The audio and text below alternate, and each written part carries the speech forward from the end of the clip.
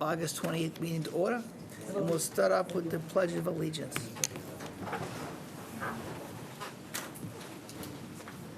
Allegiance to the flag of the United States of America and to the republic for which it stands, one nation, under God, indivisible, with liberty and justice for all.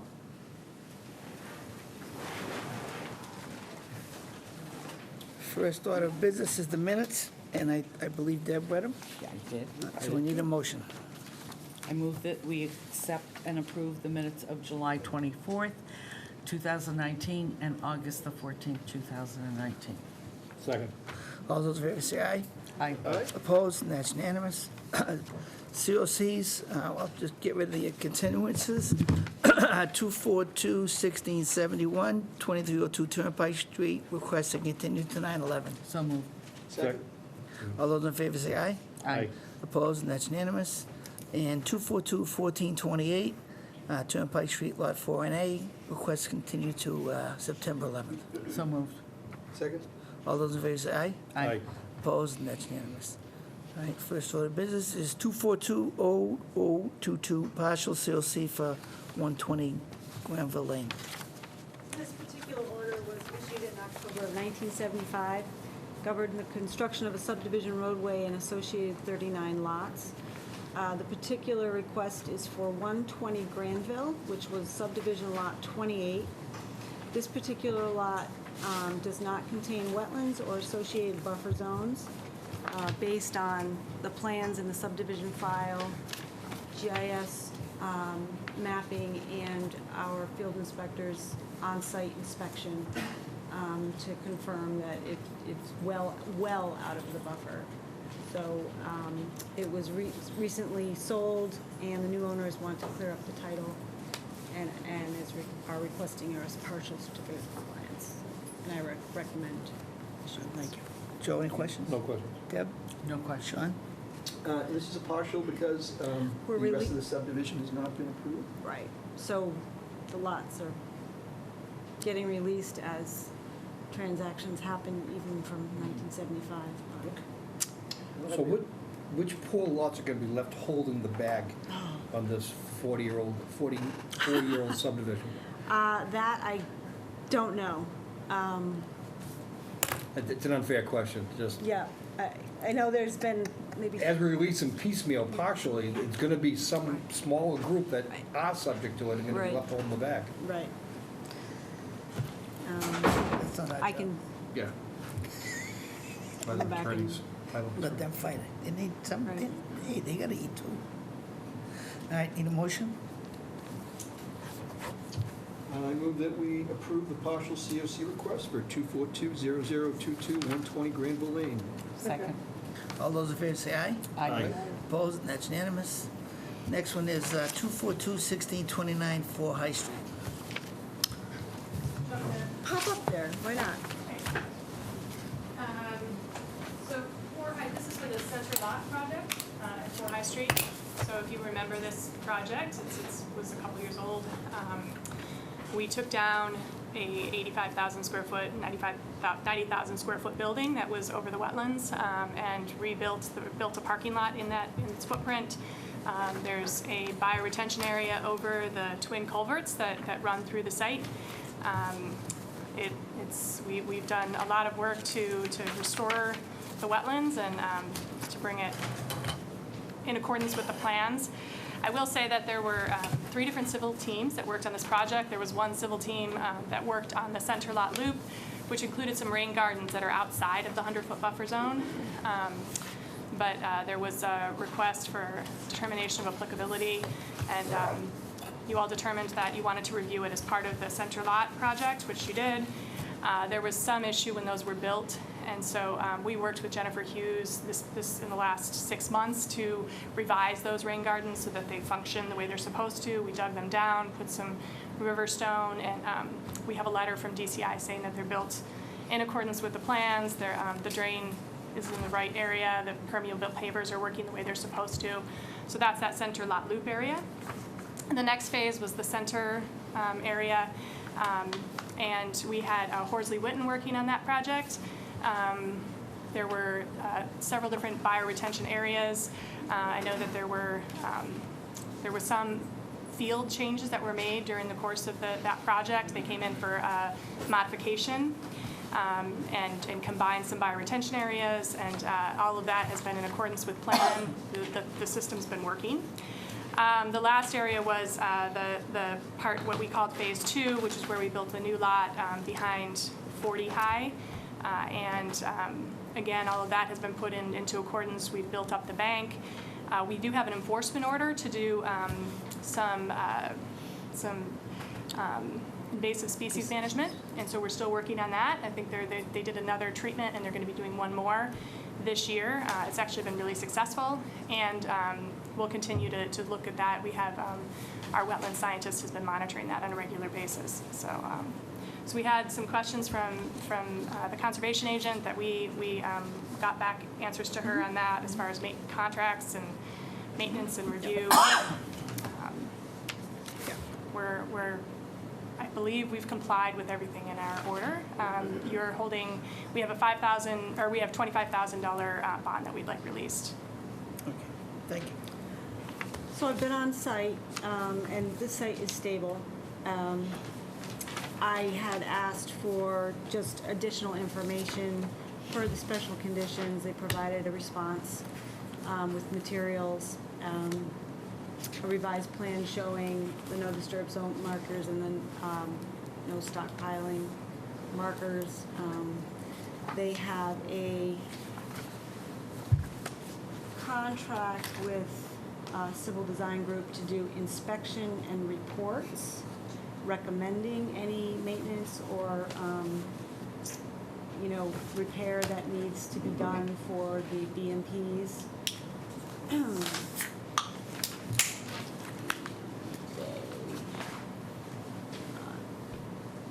Design consultants provided verification of the as-built conditions, the rain gardens in the center loop, and that their outlets are installed per the recommendation of the peer review. Any questions, Joe? Just on the invasive species, you made references under an enforcement order. Is it also conditioned within the order of conditions, or did we allow that, or direct that work through the I think that enforcement? was directly through the enforcement order. What So the fact happened that was, that's an right? ongoing process, that shouldn't hold up any discussion Right. on COC. Right. Right. Feel good? Deb? No questions. Sean? Amy, in your recommendations, you have 6 bullet points. Have they all been addressed? I know Yes. And I know you didn't have a chance to review Yeah. the addresses before. I did this evening very quickly, and it was really mostly just providing supplemental documentation that Yep. we have. So we do have a comprehensive O&M plan Okay. that was provided. What about 59 required ensure reliability and maintenance of the tank and pump? Right. I can So- address that. Yeah. Do you want to do? Yeah. Well, I mean, if she's satisfied that Oh, okay. Tanya responded in her response memo. So essentially, Basically. when we did that modification, Bio 6 and 7 were combined, and so that pump and tank was actually gonna hold more water with Bio 7. So it's not gonna have as much water. It's just gonna hold what's in the loop. That being said, we did have it inspected, and I included the inspection report back in 2015. And then we also had the pumps are working, and we actually just tested them again this week just to make sure they're working, so everything's working. And we're going to have that just regularly inspected we have another pump at our loading dock D, and so we'll inspect them at the same time. And number 60 required that BMPs be cleaned and maintained, and proof of said maintenance was required for the COC. Did we get that? So we had we again get them inspected from CDG, and then John's Sewer and Muski's Landscaping are regularly cleaning Right, did you them. provide proof of? We did provide something from John's, John? yeah. So I can get you something from Muski's too if you need that as well. Okay, so For all catch basins. Yeah. 64 required great precision, be undertaken constructing BMPs and provide a narrative as to the oversight during the construction phase. This condition also requires O&M reporting on a 5-year interval moving forward. So I just wanted to point out that every 5 years, Okay. reporting would be necessary. Even after the issue is compliant. Right, Yeah. exactly, yes, moving forward. Special condition. Right. So we had, this was monitored, a construction monitor and a wetlands monitor, so there are monitoring reports that were provided throughout construction, and actually Julie Von Track has been, she did her most recent report in June, so so through construction it was reviewed. I think there were a lot of field changes, like minor field changes that should be documented in the file, so precision was taken, and again, the system's functioning as it was intended. Great. And she also recommended invasive species in the bioretention area be pulled and possible spot treating. Was that done? Yes. And the last one was, is it possible to locate do not disturb zone and no snow signs on the plans? We did that. Those are on the plan, the as-built plans that we submitted. Thanks, I don't have any questions. That, Need to abstain, I'm on the bottom. oh, that's right, I forgot. Okay, so we need a motion. I move that we grant certificate of compliance 242-1629. Second. All those in favor say aye. Aye. Aye. Opposed? And one abstention. Jamie. Next one is 242-1699. So this order was issued in March of 2017, and it governed the construction of a new weir outlet structure on Mill Pond and installation of twin 48 culvert pipes to reroute Pechikuit Brook with associated replication and mitigation. I performed a site inspection with the applicant's representative, provided a review memo to which they responded to satisfactorily. The site is stable. The pond level is maintained a bit higher than 88. But the weir was installed just slightly below 88, but so that means that it can't get any lower than that. And that's what we were looking for, is to Yes. achieve a minimum, so a little bit higher was what we were hoping for. We keep it higher, actually. And it actually has helped with the invasive species in the pond. It's been great. If you guys haven't been out there to see it, I encourage you to come out. I'll give you a tour. It was a messy situation, as you guys who were there with us understood. And if you look back on photos, it got a little gnarly there for a while. But we were able to get it all put in place, and it's working and functioning as we had hoped. All the plants are back. I did tell Amy that there were some plants on the at the edge of the bank that we had to replace, but if you remember, this project almost overlapped a little bit with our East Mill Flats project, where we did the site work for the new building, put the parking lot back together, and then we actually did a lot of the plantings for that building ahead of that project. So, and there's a $10,000 bond that's outstanding for that project. That the building hasn't been built yet, but we've done some plantings. And so she'll continue to monitor the bank and make sure everything's good through that order of conditions. So we would hope that you could release the bond for the culvert project with the intention that the plants would continue to be monitored and replaced if necessary through the other COC. Oh, Joe. So the plants are also covered and bonded under that other project? Yes. Mhm. Okay, so I'm okay with that. Yeah. No questions? Okay. My question, I have a issue with the issuing a complete COC on plantings that haven't gone to term yet, just from a consistency factor. You're saying the bond is, the planting plan is part of another project? Yeah. So the new building plan,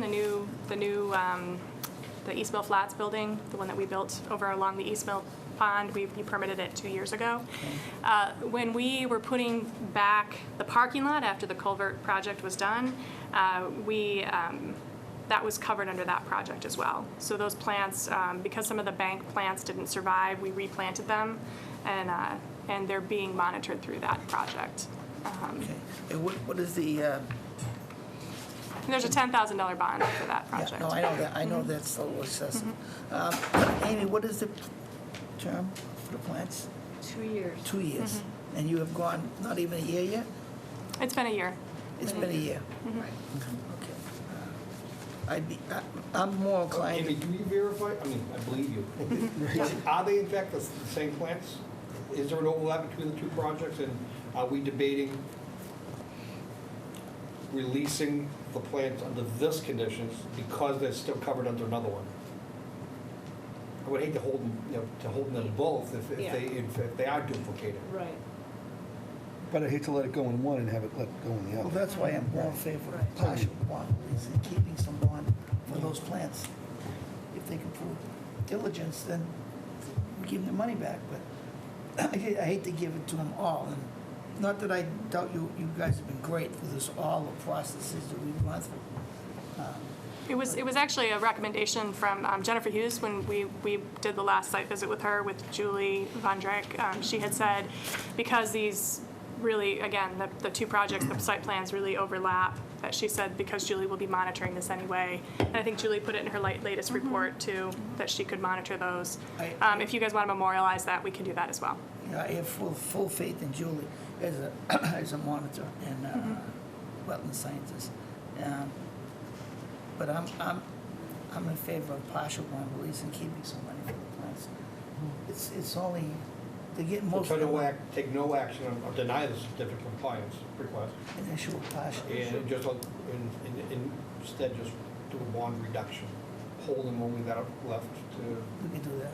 address the plans. But I'm understanding that that is also covered under a separate order of conditions, already bond posted on that, and it's already been put. I can't speak to that. All right. Any questions?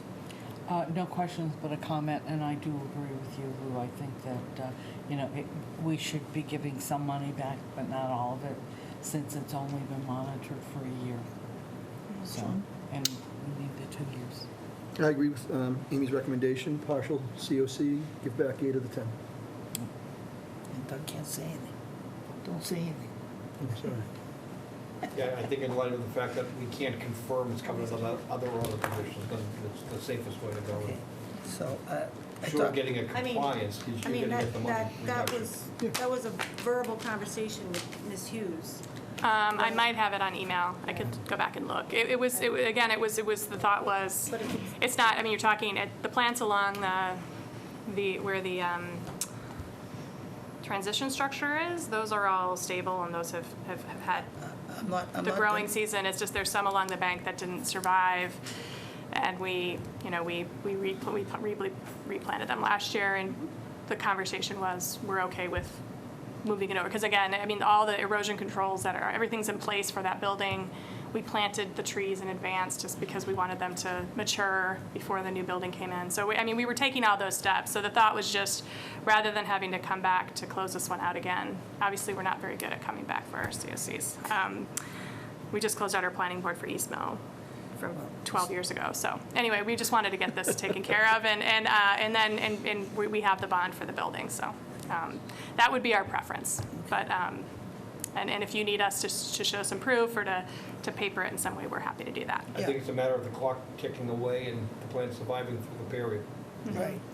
It's the problem is that we have an order of conditions, and we have to stand by all applicants, regardless of who they are. So if you have a 2-year planting plan, then we really we have to wait, because if somebody else comes in and say, well, you allowed RCG to cut corners and get there. Do they have an overlapping COC? And that's the thing, is it's just Well, because we have an overlapping order. If that yeah. happens, and you can prove that, Right, when you say overlapping, I mean, it's the same condition in 2 separate orders, correct? Yes. It's the same work. So you don't, right, so one doesn't get closed out when the 2-year period hasn't And I know it, to you, It's it's a probably matter of overlapping, semantics. yeah, it's probably just, it's in both plans. It is. So and so I think the approach of giving you 80% of your bond money back, and when you come back and close out the other one, you'll probably do a final COC for this one as well. And That's fine. then it'll be all one process, and you'll be able to close it all out. And it's going to be 2 steps anyways. Okay, Okay, so we can't, we're gonna leave the application open and do a bond reduction to I $2,000? think we need to make a motion to deny the certificate of compliance request, and I just made that motion. Okay. Second. All those in favor say aye. Aye. But I also make a motion to reduce the bond amount by $8,000, thus holding 2 as a balance. Second. All those in favor say aye. Aye. Opposed, and that's unanimous, and 1 abstention. Thank you. thank you.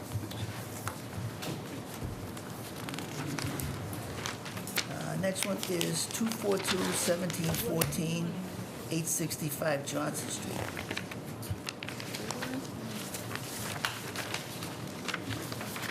The commission, this order was issued in August of 2017. It covered the construction of 2 new single-family houses with associated appurtenances, including removal of historic fill and restoration of buffer zone on Lot 1A. The order was modified to include 2 bioretention areas, 1 on each lot, as required by the planning board special permit, land disturbance permit, and then later modified to allow for an expanded deck on Lot 1A. Performed a site inspection. I found the site to be generally compliant and totally stabilized. The only outstanding issue is it relates to the restoration plantings where the historic fill area was. They've only been in 1 year. One of the trees has died off and a couple of the shrubs have died off. So not 100% compliant with condition number 35 that requires 2 years and replacing failing vegetation. Well, Tom, you just witnessed what we just discussed. I was listening, yeah. It registered, I get He it. was nodding, I think he's heard us say it before. So, Actually, in terms of, if I can just jump in, I mean, I inherited this order of conditions that was, it was applied for and received by the previous owner. So I adopted it and may not be as intimately familiar with it as those that I brought before you myself. Amy just let me know the other day, which I should have known, I suppose, that there's a 2-year grow-in. I figured it was a year. We've been at 15 or 16 months. So I understand the challenge that you folks have and the precedent and all of that. You know, those plantings represent about 24 plantings, I think. 21 or 22 of them are still hardy in there. But I realize it's been a shorter window of time, so.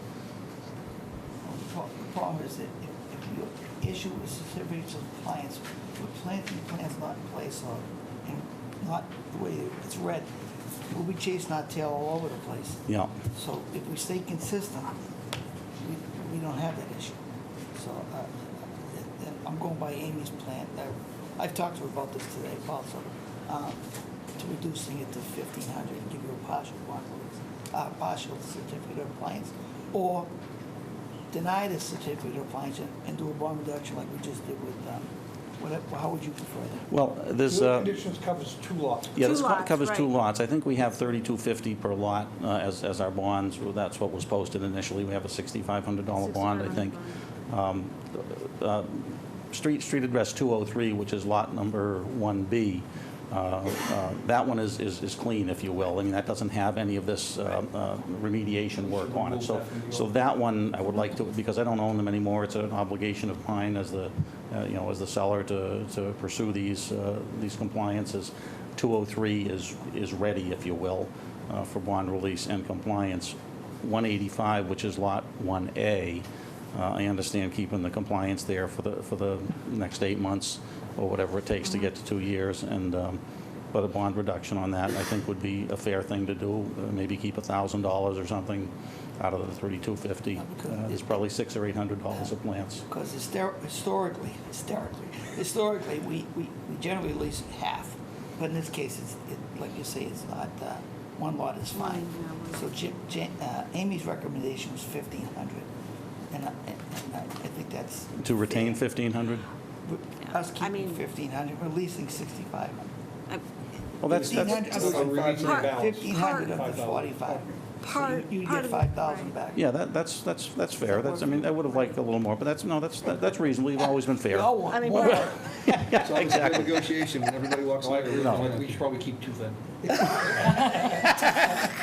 All right. Well, now I'm upset. Fine. No, that's good. That's reasonable. I mean, I was expecting about right. 1,000, I mean, but. All right, so what do we- again, So invasives still need to be managed So- as well. They're creeping back in, which may happen anyway because the knotweed is so prolific beyond the restoration area that, but, Yeah, we did a lot of work out there on the invasive, on the knotweed removal, and, but it's a forest of it, but beyond our Right. obligated work. It's just, it's pervasive, and it's all through the wetlands. I mean, we weren't authorized, or it wasn't proposed that we go in there. Right, to go We had a beyond. defined work zone. We're still battling that, routinely pulling the twigs that we see. I mean, it's just part of the process, but I think in the long run, I don't know. But you guys just do it on your own, and you know how to do it? or- Well, we had, in fact, Amy, who was the firm that we had do the work? I forgot. DeRosa. DeRosa did all the work originally. So they know to cut it and they have to chemically treat it? Oh, yeah, they took everything away. We're just taking those little shoots that we Just- see on a just- regular just basis. pulling them up just- by hand is just. That's right. Evidence futility. That's, even some of them are this big. I mean, we just go out there routinely and grab them and bag them and dispose of them, so. Amy, you recommend a partial certificate? Yeah, I would release Lot 1B because Okay. it's fine. And we're gonna, and I then know. move it. So moved. Second. All those in favor say aye. Aye. Opposed, and that's unanimous. And we're gonna retain 1,500 for Move that Lot we A. we reduce the bond amount by $5,000, thus retaining $1,500. Second. All those in favor say aye. Aye. Opposed, and that's unanimous. Okay, Thank you, Tom. thank you, folks.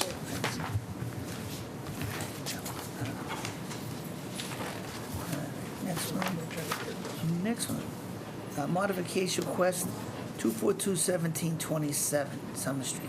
I don't know if anyone's here for 404. Come on up.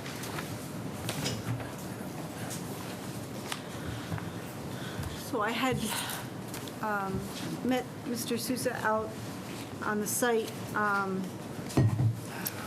to look at the areas of enhancement plantings.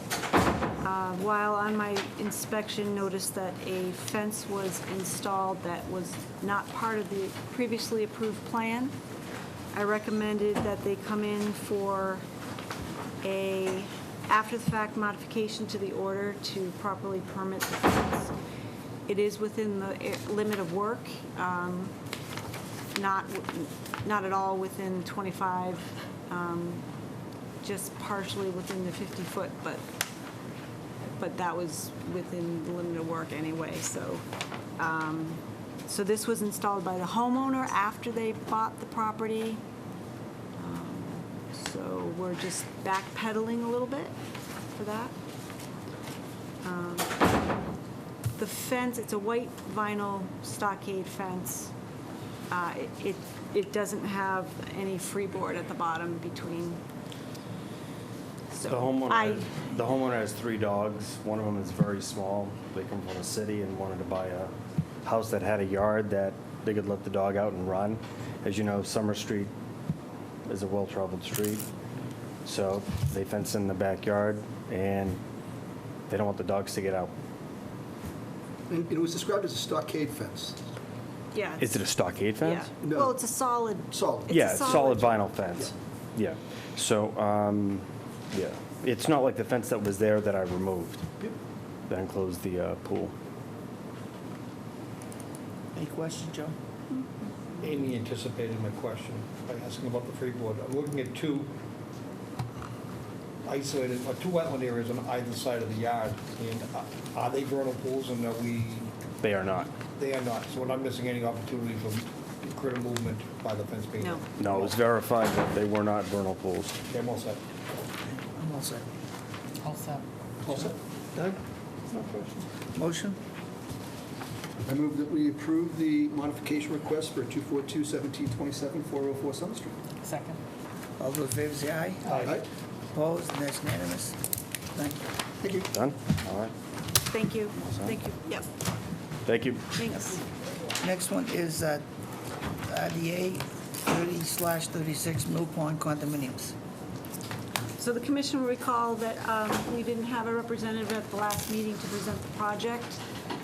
So Mr. Pauth is here this evening, and you can give a rundown. We're just, we gave you photos and everything. We're just repairing the existing knee walls that support the decks. The concrete, we have to excavate on either side, and pour more concrete to center it up. This is similar to what you did with some of the other units, correct? Yes, some of the other ones have Yeah, been done already. you've already done this already. Yeah. Different phase to the same project, Yeah. right? Exactly. Okay. Any more questions, Joe? So the work is approximately 160 plus feet away from Kachikowick Brook, but it's got pavement and lawn in between it, so I would recommend that erosion control be worked out prior to construction with me in the field, to see what makes sense.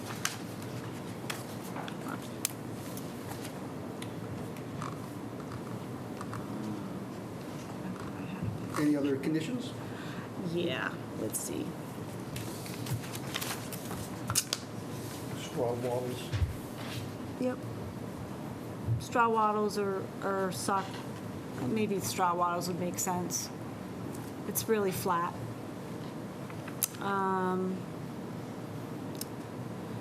So we'd work out where they go, then we do a pre-construction meeting, and then upon completion, we just do a final inspection for erosion control removal. That's a pre-construction, so based on the site inspection, you guys agree where it's needed, where it's not needed? Yeah. I just can't imagine it being needed along the full limits. No, right, Yeah, exactly. just That's as why needed. I didn't want to do a blanket, right. Yep. Well said. Deb? All set. Sean? Any questions? Done? Motion? I move that we grant a negative determination of applicability for 3036 Mill Pond condominium with the following conditions: pre and post-construction, pre concerning erosion controls and placement of straw walls. All those in favor say aye. Aye. Opposed? That's unanimous. All set. Okay, thank you very much. Okay. Yep. Thank you. Next one is 93 Winter Green.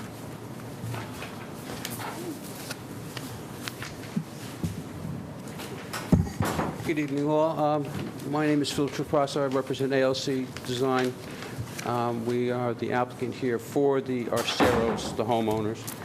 And basically, what we're looking to do is do an addition within the footprint of the house, and it came into question about the set of stairs that we're doing, which falls within the buffer zone. So that's why we're here.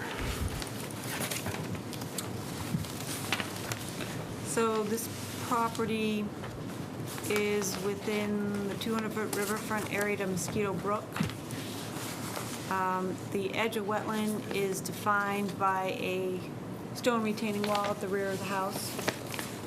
I believe this house was built in like early 90s or 1989. So 87? Okay, so even earlier, okay.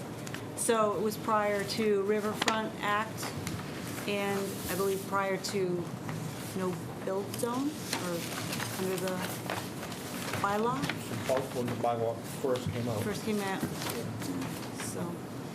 So, I mean, the house is within the 50-foot no build. But it was compliant when it was built. Right, Yeah. exactly. So, so the project entails, The project An entails addition? just a bump up over the garage. for an in-law suite? For an in-law suite, which we're going before ZBA for. But the question came in was the rear deck and side stair. Right. And so the stairs are needed for a second egress Second egress, yes, per code? by code. All right. So, So,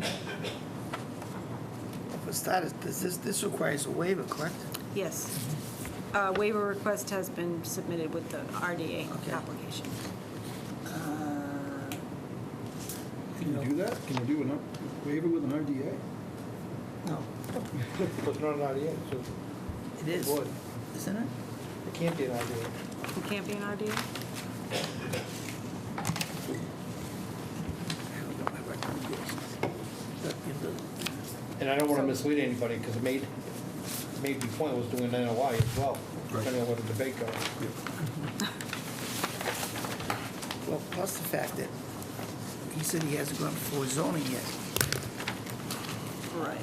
And historically, we don't approve anything until all the boards have gone through, because it can be changed.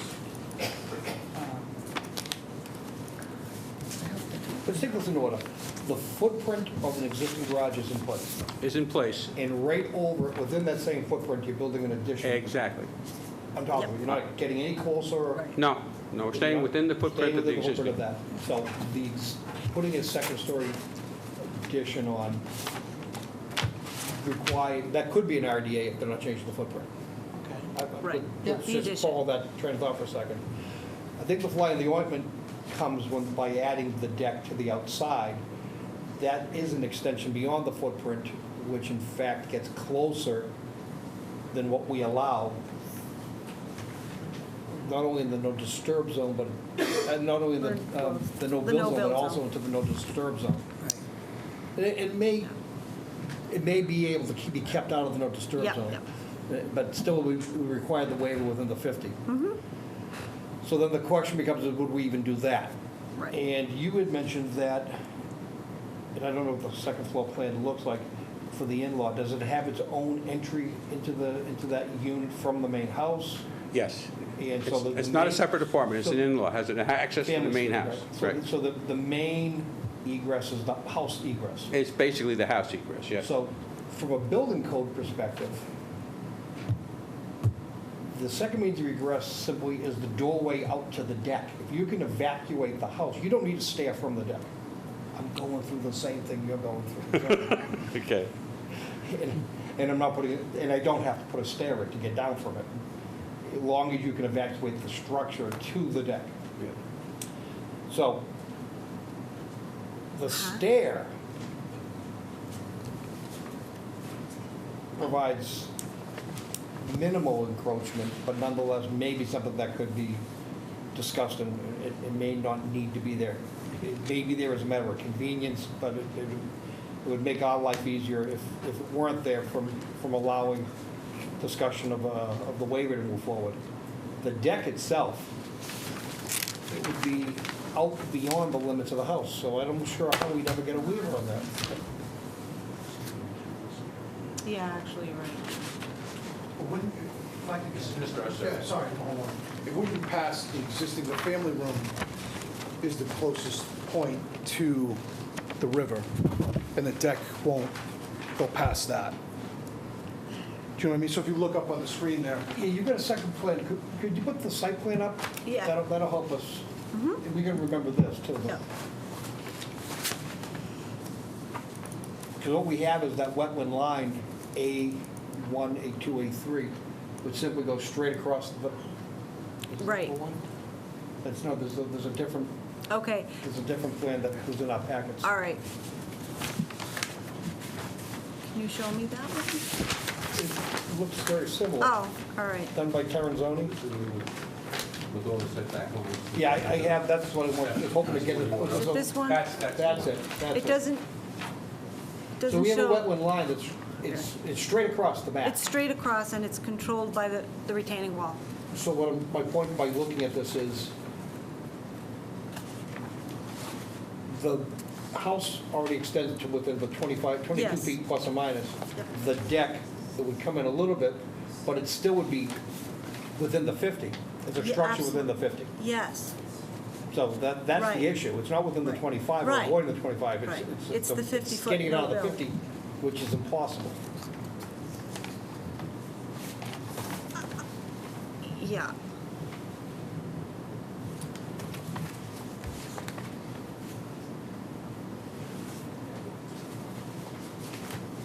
And the 50 goes right through the middle of Right. the house. Middle of the house, yes. house.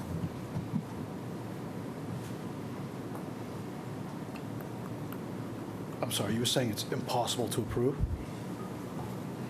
Without a waiver. Without a waiver. Without a waiver. We can't do a waiver with an RDA. We can't do a waiver with an RDA.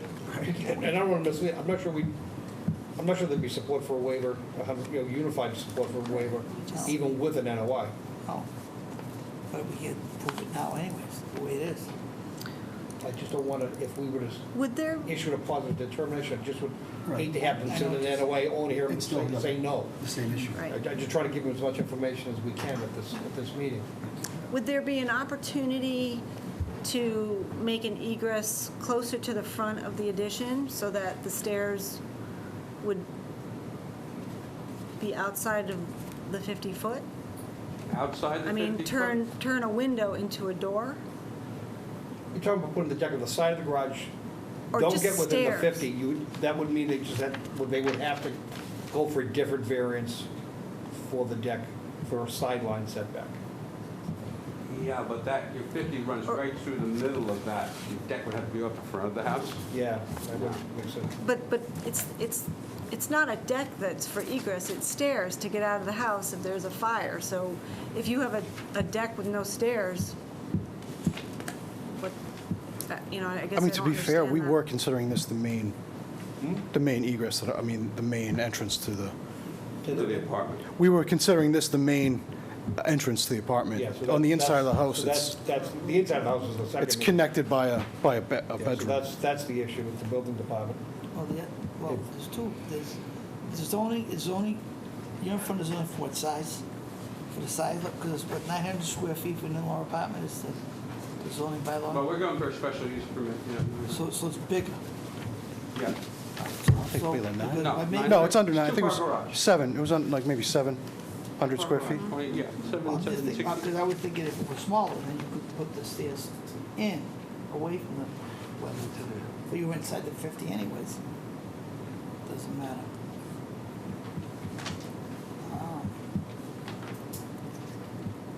Is the, Right, so I know we're gonna catch 22 there.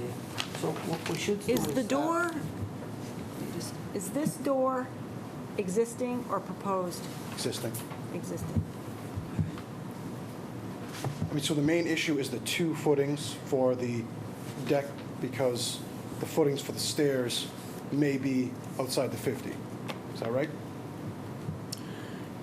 It looks like the, The question, the answer to that question is yes. If Okay. you were to somehow find a way to hang this thing without needing footings, you would not be For in the the deck, 50. but the stairs, I mean, the stairs. The landing for the stairs If is the landing of the still an stairs issue. comes outside yeah, of the 50, the then landing for the stairs. you'd be fine there as well. will be. Fine. But how can you get them outside the 50? But I don't know, I don't know how that you hang that deck without the 3 footings you're proposing. I can hang it, I just can't hang it that big, but I can hang it. You probably have to cantilever off Cantilever. the house. I cantilever Make it. it much smaller, just as an exit way. Go out the door, turn right, down the steps. All right, so let's take that scenario. So right now, as proposed, you've got 3 posts holding up the deck. If you can cantilever it, make it smaller, and not put any of those posts down within the 50, that problem goes away. And as long as that landing of the stairway stays to the left as we're looking at it, outside of the 50, that works as well. But how's he get that outside the 50? I think the landing of the stairs is. Yeah, the close. 50 is It's right- close. 50 is right there where the landing It's is, so close. I'll just push it out, that's all. Okay, that's close. Yeah. I must be looking at this wrong.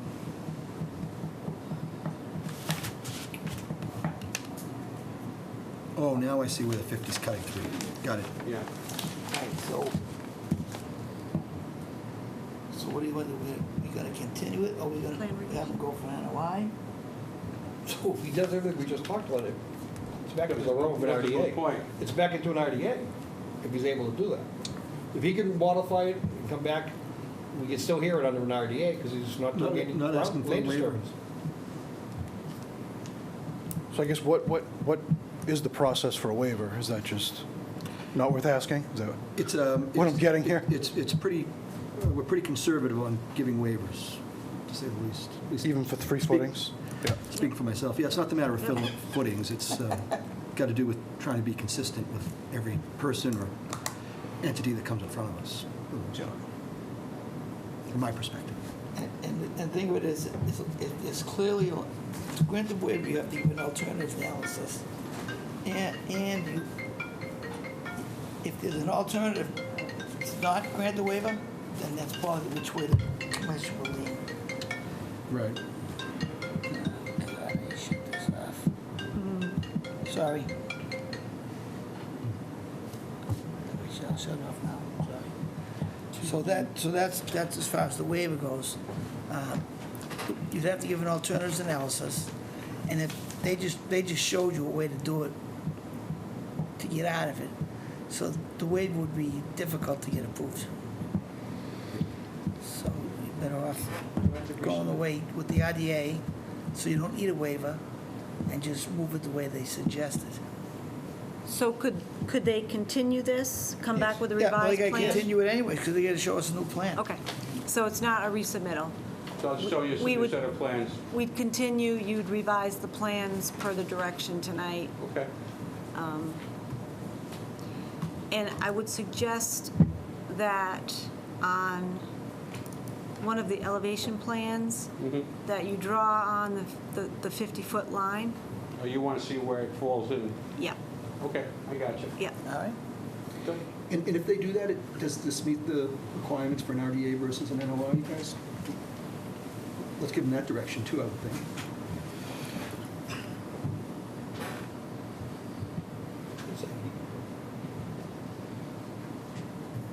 I'd say yes, because it's almost a small project. Okay. So think of, but it's not a small project. It kicks into the RDA, the next level, but not an NOI. Okay.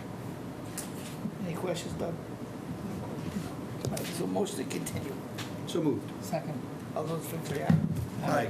Thanks, Opposed? folks. That's unanimous. So thank you. Thank you.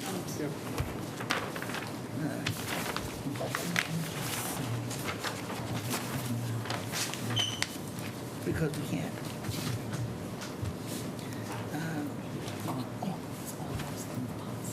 It is. You know, because the stinks is that we have to be, huh? No, it can be done. The job can be done. That's why we told them that they didn't have to. Next one is 268 Wally Tavern.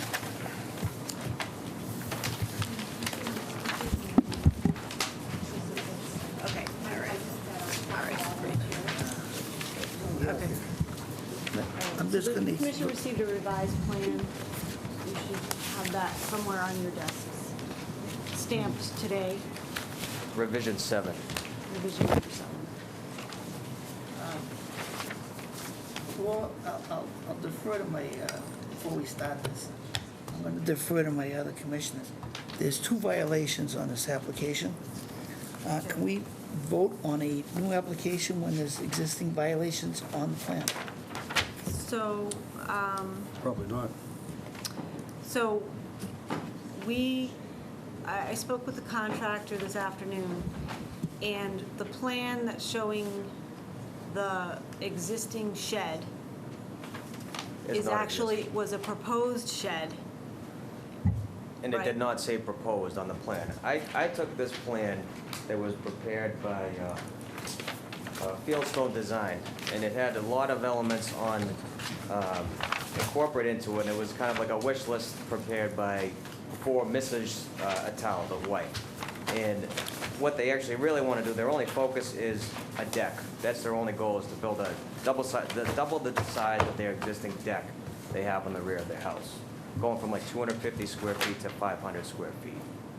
So the old plan had patio, a fireplace with chimney, water walls, another walkway going to the rear of the house, and a proposed shed. So I was trying to limit the scope over here because I'm only contracted for the deck anyway. I have nothing to do with the patio work. So Amy explained to me, if you're going for an RDA, you'd have to do that in the future, next year, when they plan to do the patio work. So I did that, not knowing it would trigger a lot more information, a lot more, design and engineering and grading and surveying. So we definitely don't want to do that. We just want to go for the deck and stay, outside of the 50-foot no-build zone. Well, like I said, the problem is that the shed is in violation. The shed does not exist. So the though. shed. Oh, it doesn't That exist? was an error on the plan, yeah. That was one of the Alright. proposed items that Yeah.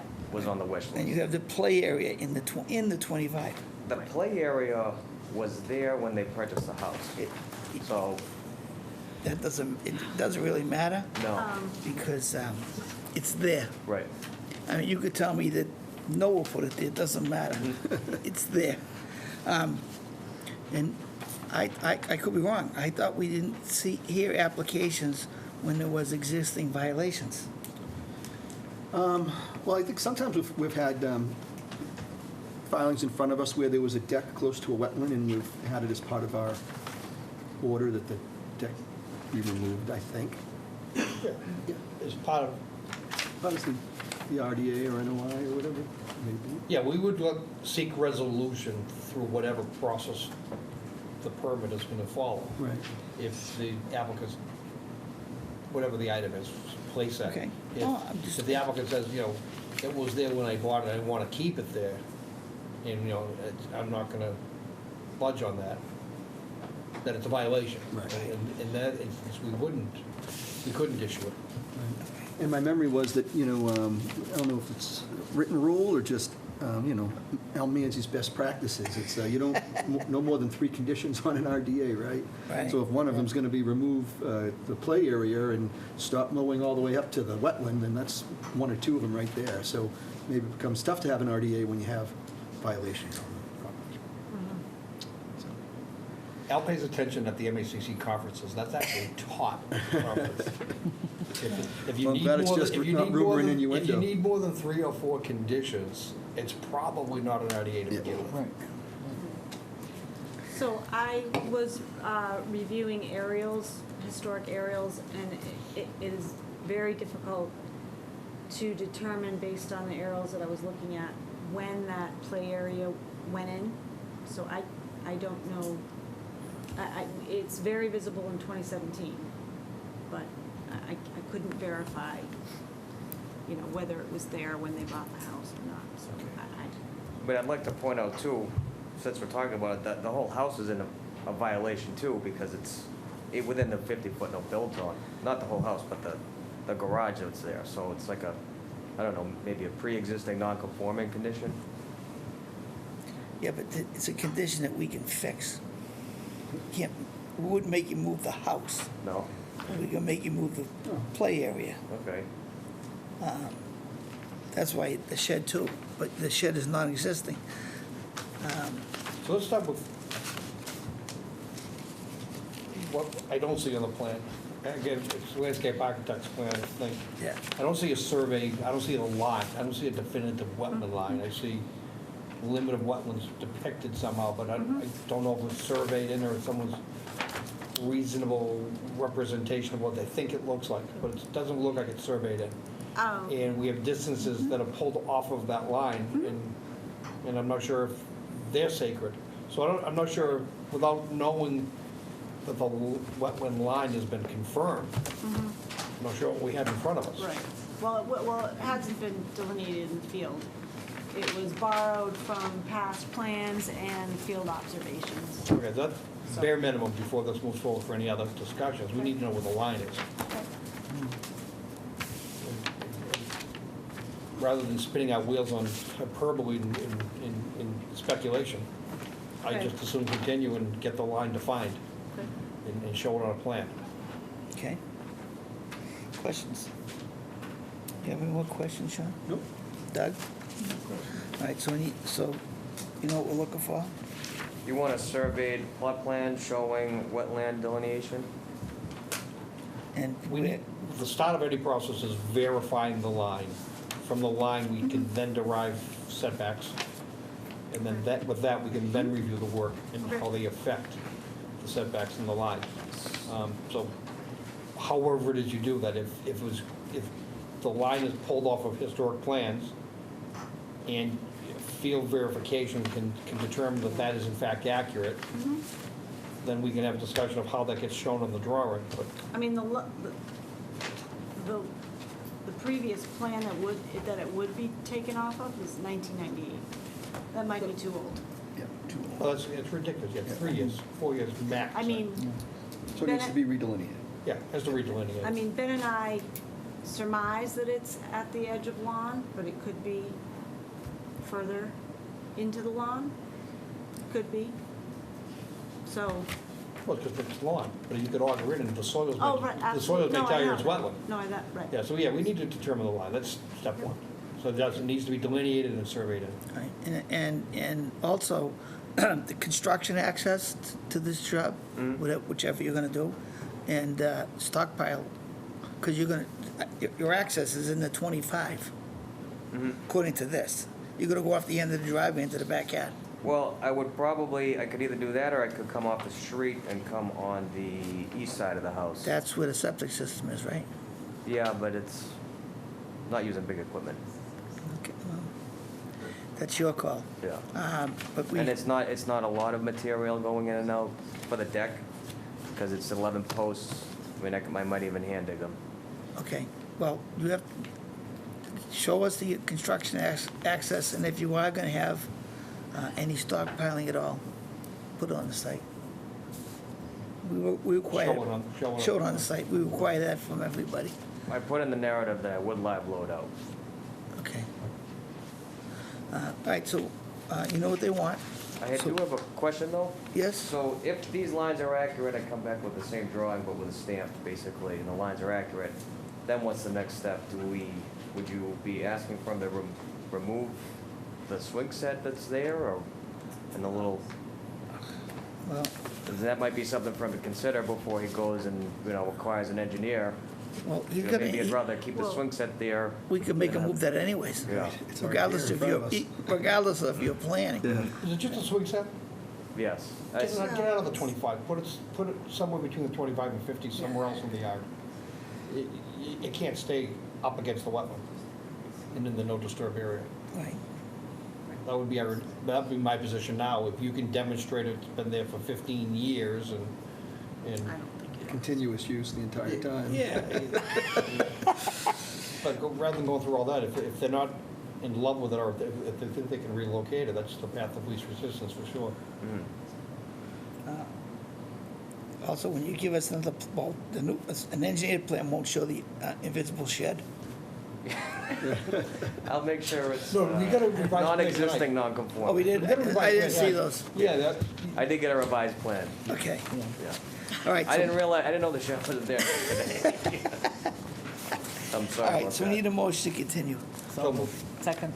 All those in favor say aye. Aye. Opposed, that's unanimous. Thank you. Thank you. So just so we're clear, we need it professionally delineated. Yep. Yeah, Okay, he's gonna come back with a stamp plan. okay. I have a stamp for my car. Yeah. Thank you. Go for that guy. All right, we have some continuances. 1760, request to continue to September 25th. So moved. Second? All those in favor say aye. Aye. Opposed, and that's unanimous. And 242, no DP number, request to continue to September 19th. So moved. September 11th, I think that is? 11. I'm sorry. 11, yeah. Yeah, Second? all those in favor say aye. Aye. Opposed, and that's unanimous. All right, next one is 242, 1743, 34 Rosemont. 63, 63, I'm sorry. Put your glasses on. I took mine off to verify it. Oh, I don't even know where I am. Got a mess.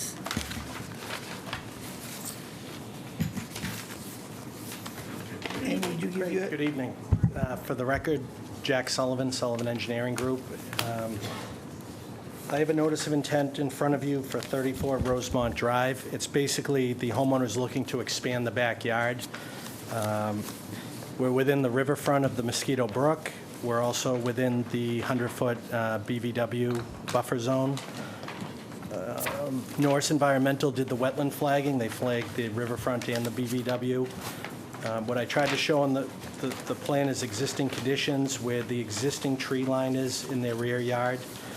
There's an existing 5-foot fence in the rear yard, and you can see the area of expansion and some of the trees that will be coming down in that area. I tried to show some of the larger trees. There are some smaller trees, like some 4-inch, 6-inch trees, but the larger trees are shown on this plan. So it's basically a landscaping project. Back in 2011, I did almost the identical project for the abutter that was approved by this commission. And if you look at my plan, you can see on the property to the left, there's a play structure and a fence line and then some transitional grading down to the tree line. This owner is trying to match that site. So basically, the extension of his yard will match the neighbor's yard. So it's a very similar project. What we're showing is they basically want a level grassed area for the kids to play. They're very young kids at this point, but they recently purchased the house and they need a bit of more yard area. And if you look at the existing topography from the back of the house to the existing fence, it's pretty steep. They don't have a level yard to begin with. So we're not looking to make changes in that area, but when we get down to where the existing fence is, we're looking to level back. And then I'm showing a 4-foot-high boulder wall as the limit of the grass area. And then from there, there'd be a 3-to-1 slope down to the existing grade. You can also see from this plan, we're basically staying outside of the 50-foot BVW no structure zone with the wall. That's our limit of work line. And the reason for that, twofold. One is budget. They're looking to do this on a limited budget. And additionally, we're trying to keep some of the trees off to the right there that you see. When they got prices for the tree work and to expand, it was just too much. So I said, the commission will be fine if you scale the project back and we make an effort to basically stay outside of the 50-foot BVW zone. I did walk the site with Amy. She had some suggestions at that site walk that she had some questions if it was going to stay a grass area, if any sheds or play sets or patios or fire pits or anything was going to be being placed in that newly created grassed area. I did speak to the homeowners. They do have a swing set that they're going to put in that area. They moved from Methuen to North Andover. They do have a swing set. So I did show a location for that swing set. And as such, there's an additional fee for that structure, I guess. So I do have a check for that I can give to Amy as well. Also, I did not show a fence line. I have now on the plan. They're going to look to put I show a 5-foot aluminum fence basically right along the limit of the boulder wall. And what else do I have? And that's really about it. I do show a construction entrance, which they'll utilize the existing asphalt driveway to get to the rear yard. I do show a proposed soil stockpile area.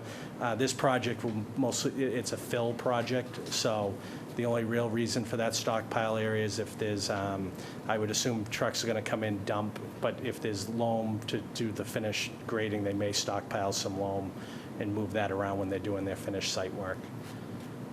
That's basically in a nutshell. I did provide an alternatives analysis since we're in the riverfront as part of the NOI package. But it's very consistent with the project next door. And it really, the whole intent of this is just to give them a little bit more yard area for the kids. I'll turn it over to the commission for any questions. Joe? Thank you. Pretty comprehensive discussion.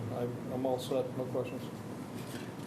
Well, you can answer a question for me, because you did the project next door. I couldn't remember. Did we just cut the trees flush and then put the fill over it, or did we stump the trees? They stumped it. So the lot next door had a large number of pine trees. They had like 30 to 40 pine trees they took down. I couldn't remember. But on this project, there's a couple larger trees, not that large, and it's really more open than the other site. The other site, there was at least 30 to 40 trees taken. I couldn't remember what we decided on the Yeah. trees. either stumping them or just carving them. Okay, I'm all It's set. gonna be a fill, you're gonna get those stumps out, they're just gonna Oh, I know, rot. I know. Yeah, they'll rot and then they'll get- I just don't know what we did. Right. 'Cause when did we do that project? 2011, 2000. yeah. If you remember that, you're a better man than I. Deb? Also. Okay, Amy, this is for you. You had issued Jack a Memo. punch list. Yep, yep. Okay, of 8 items. Have all those been fulfilled? And like, what about the Okay. replanting in the disturbed areas? Have you, I talked to that about Amy. She had asked if we were going to look to do any new plantings where we're taking, and I said, no, it's really, we're just looking to do the grassed area. She asked me to, I had the abutters addresses and tax map and parcel, but I didn't have the abutter owner names on the plan. I added those to the plan. There was a question in Amy's memo about fencing, which I've shown now. And then like the play structure. Those were the main ones, but. and then the deck expansion? The deck expansion, Not shown I on the didn't call plan? for that in the notice of intent, but what I did do is the alternatives analysis. I took the one from next door and modified it. The one at number 20, they did do a deck expansion. There's no deck expansion for this project. So the main thing was the deck, if there was going to be a deck expansion, there would be an additional fee, and I didn't show it on the plan. But that, I just didn't change that. It was kind of a typo. I didn't edit the document correctly. But there is no deck expansion. So are you satisfied with Yeah.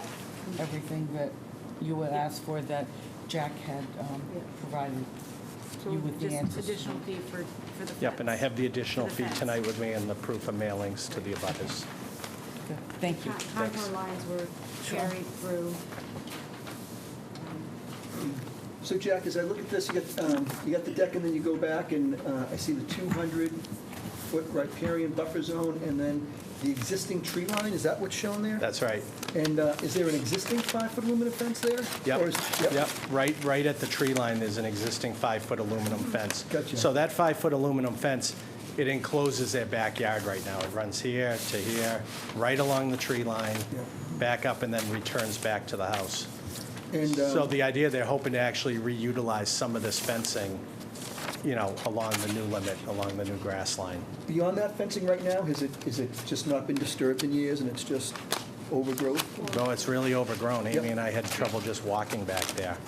So now it's going to Overgrown go, because of Rosemont construction, it's natural woods, right? It's natural Yeah, woods, yeah. it's just, Natural there's a lot of poison ivy and briars, and it's hard to move around. I bet. But in the area they're looking to do the work, there's not many large trees, but there's a lot of like undergrowth, and that's tough to move through. now, as we go further back, we see the proposed 4-foot boulder wall, is that right? Yep, that's correct. And then beyond that, it's going to be graded Graded. with mulch? Is that what I No, see? seeded. Diameter? I was just gonna have them grass it, Okay. no mulch. It's the same as what we did over here. Yeah. It would just be a grass, it wouldn't even get mowed, it would just Well, maybe become, we should do a native seed mix. it could be a instead native seed mix, of which just- might be better. And then you've got the proposed 5-foot aluminum fence that's going to go just outside or a little bit, about 48 feet away from the wetland? The aluminum fence is going to go right on the upland side of this Oh, wall. okay.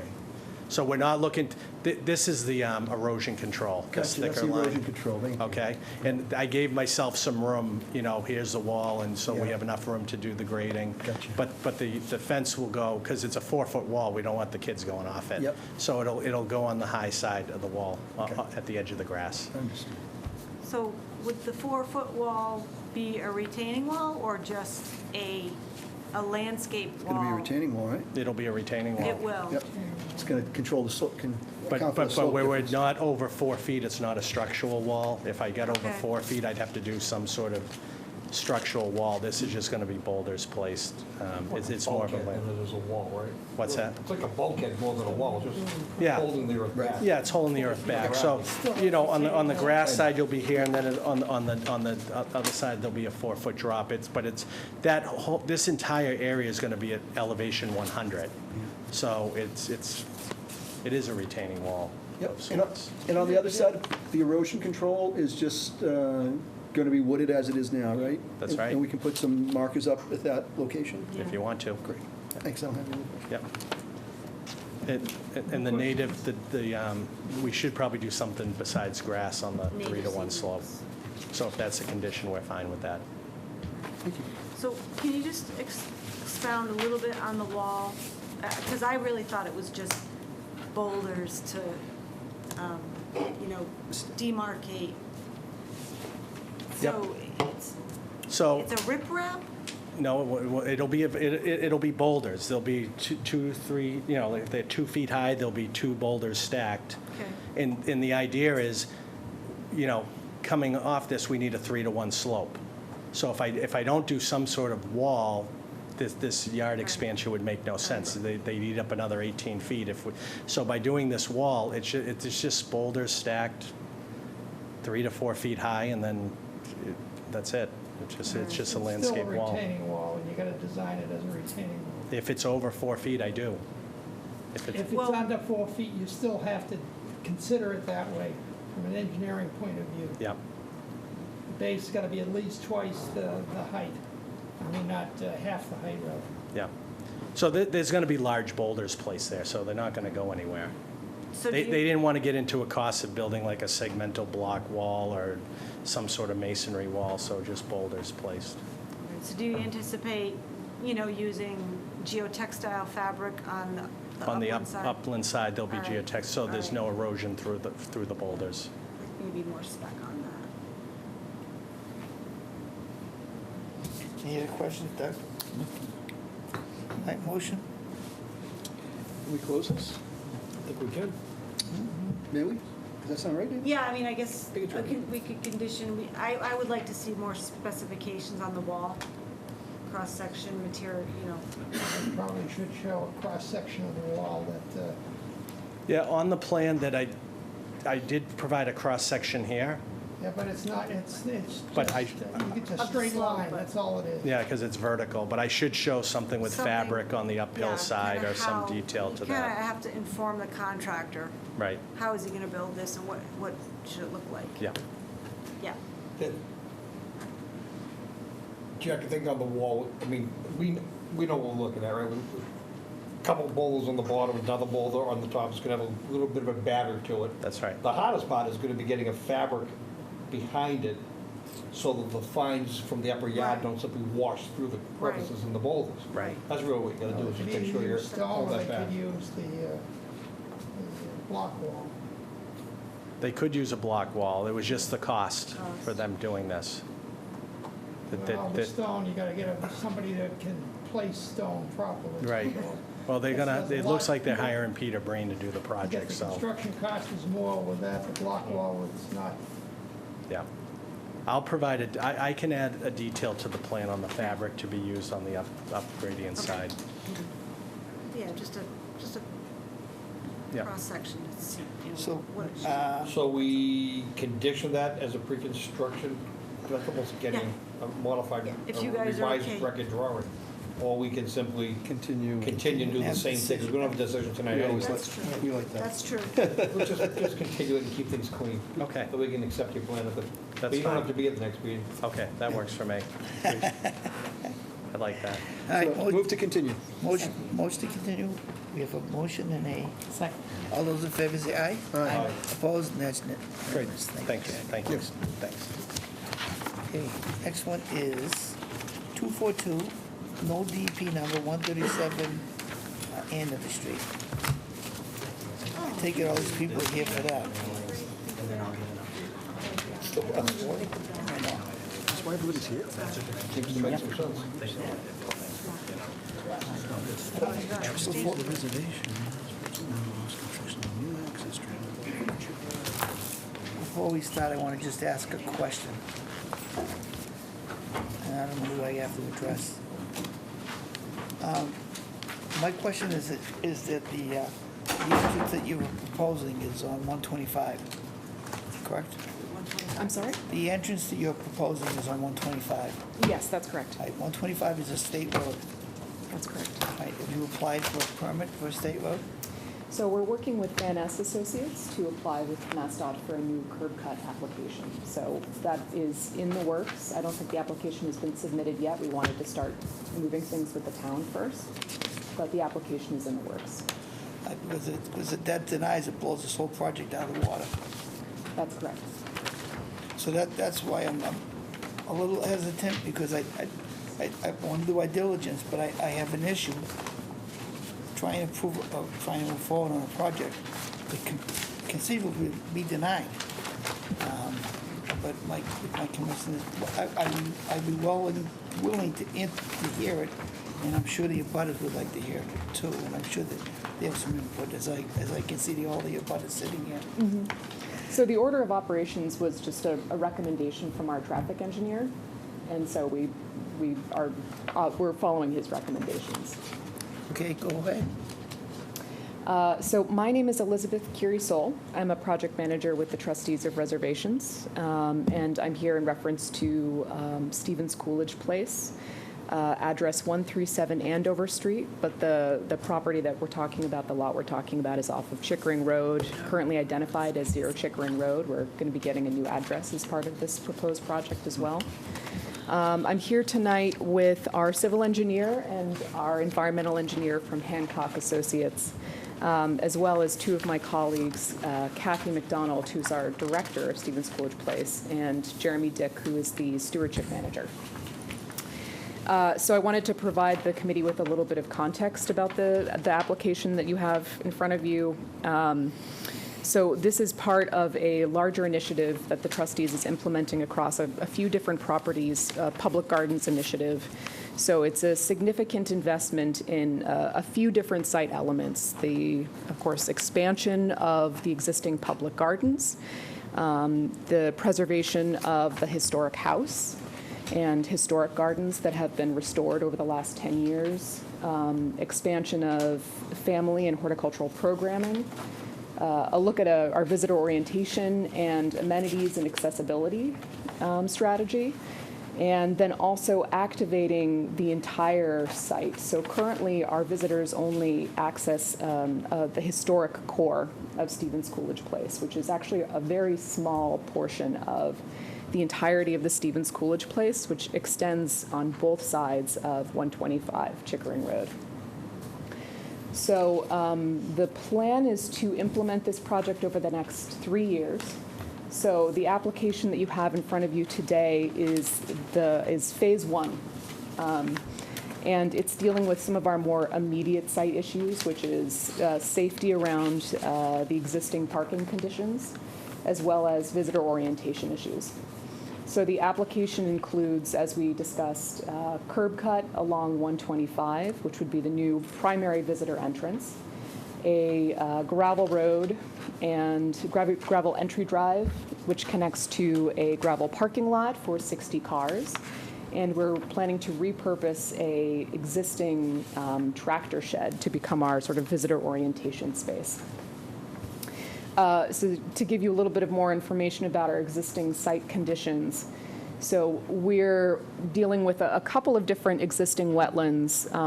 South of the entry, we have an intermittent stream that outlets in the interior of the property, and then when it is flowing, it flows under Chickering Road through a historic cow pass.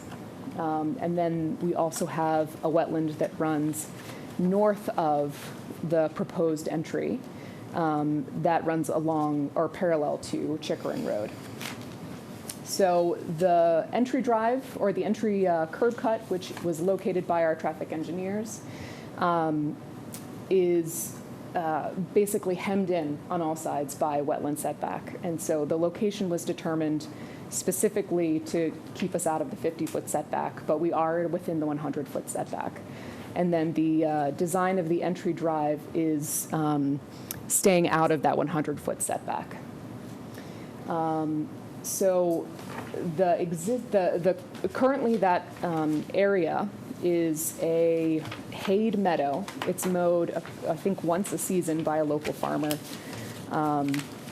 And as you can see, it's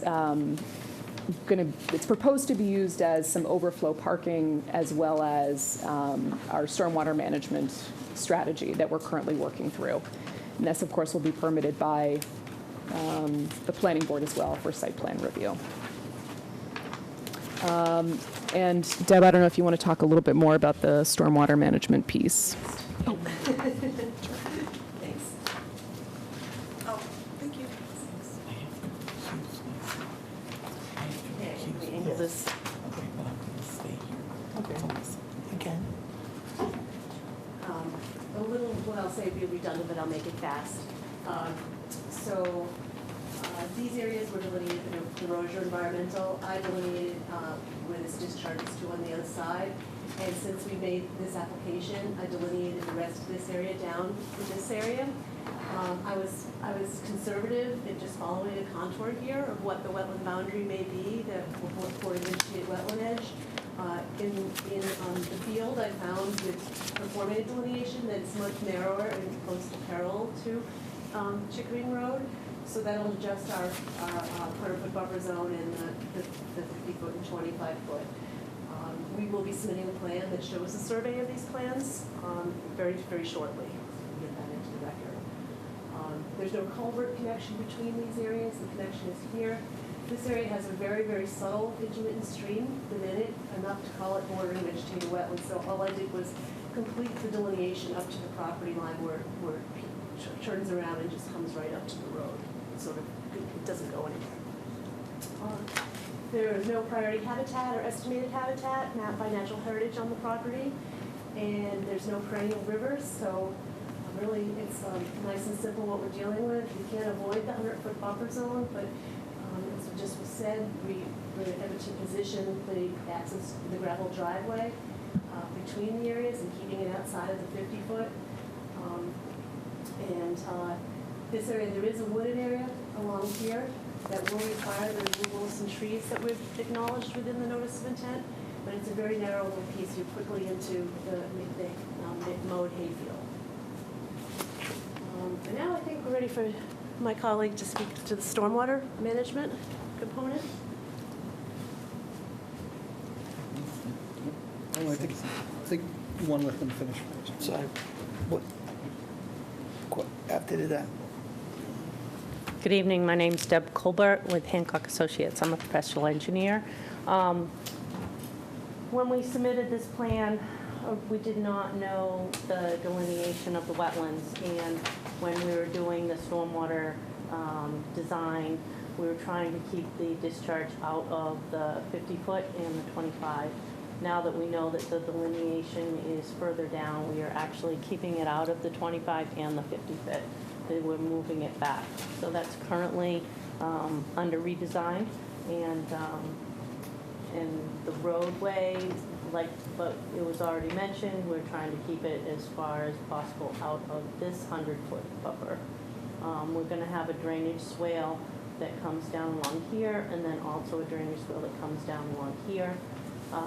We're pulling this also away from this property line so that we can minimize if any trees have to come down. We're trying to minimize as many trees as possible that we would have to take. So we're pulling that away from the property line of the abutters. And I'll just add that I forgot to identify myself for the record. Ann McMenemy from Hancock Associates. Thank you. Joe, questions? Taking that this is really introductory in nature, that these plans continue to evolve, and we're going to hear some feedback from the citizens, I imagine, in addition to what we give you. And those hearings like to show us new plans as we go on, just like that one thing you just referenced. Yes, sir. What I'm not seeing yet, and it's premature to ask for, but at some point we're going to need a specification of what gravel is for your roadway and your parking lot, and what sort of recharge soils you're talking about, and if there are test borings that support the recharge in those areas. Yes, I'm going to be just on the record, no recycled gravels, no concrete, don't want any of that stuff, and I'm sure that word's gotten around Hancock by now. Yes. It's not going to happen. And I know some people think it's recycling, but we call it polluting. Kind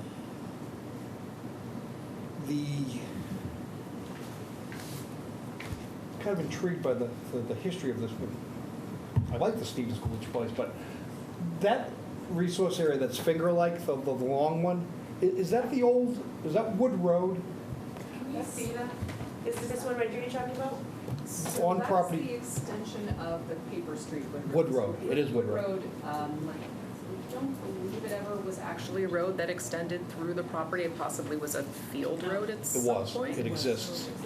It's an ancient way under the definition of Mass Well, it's General. currently an outlet and drainage way. Right, and that's where the cattle tunnel is. Yeah, so that's actually some great history of how that came to be when 125 came through, you know, back when it Yeah. came through. But that's a road. That's laid out. I think if the registry would prove that, but I'm not sure how that matters, except that the application to MassDOT and they're not here, Vanessa isn't here, but the application to MassDOT needs to make clear the proximity to that road, whether it's paper or not. Okay, Yeah, they need to know the road exists. okay.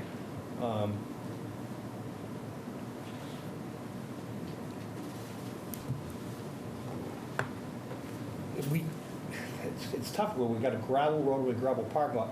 I'm trying to understand the necessity of a detention pond, infiltration pond. The hydraulics supports the need for that? Yes. It does. Yeah. We've done additional test pits also, but we have a much larger parking lot down here that we have to capture that runoff. And then through the test pits, groundwater is approximately 36 inches down, Shallow. very shallow. That whole plane, Yeah. all the way up and the Franklin School, It's always been going wet. all the way up to Clay Pit Hill. It's perched, it's shallow, and it's everywhere. Right. So initially, when this was designed, we did not have that testing availability, but we actually, according to regulations, we did 3 test pits here, a test pit here, and a test pit here. So we're reevaluating it, trying to break up the size of that. It's not going to be a wet pond. It's going to be an infiltration basin with an overflow.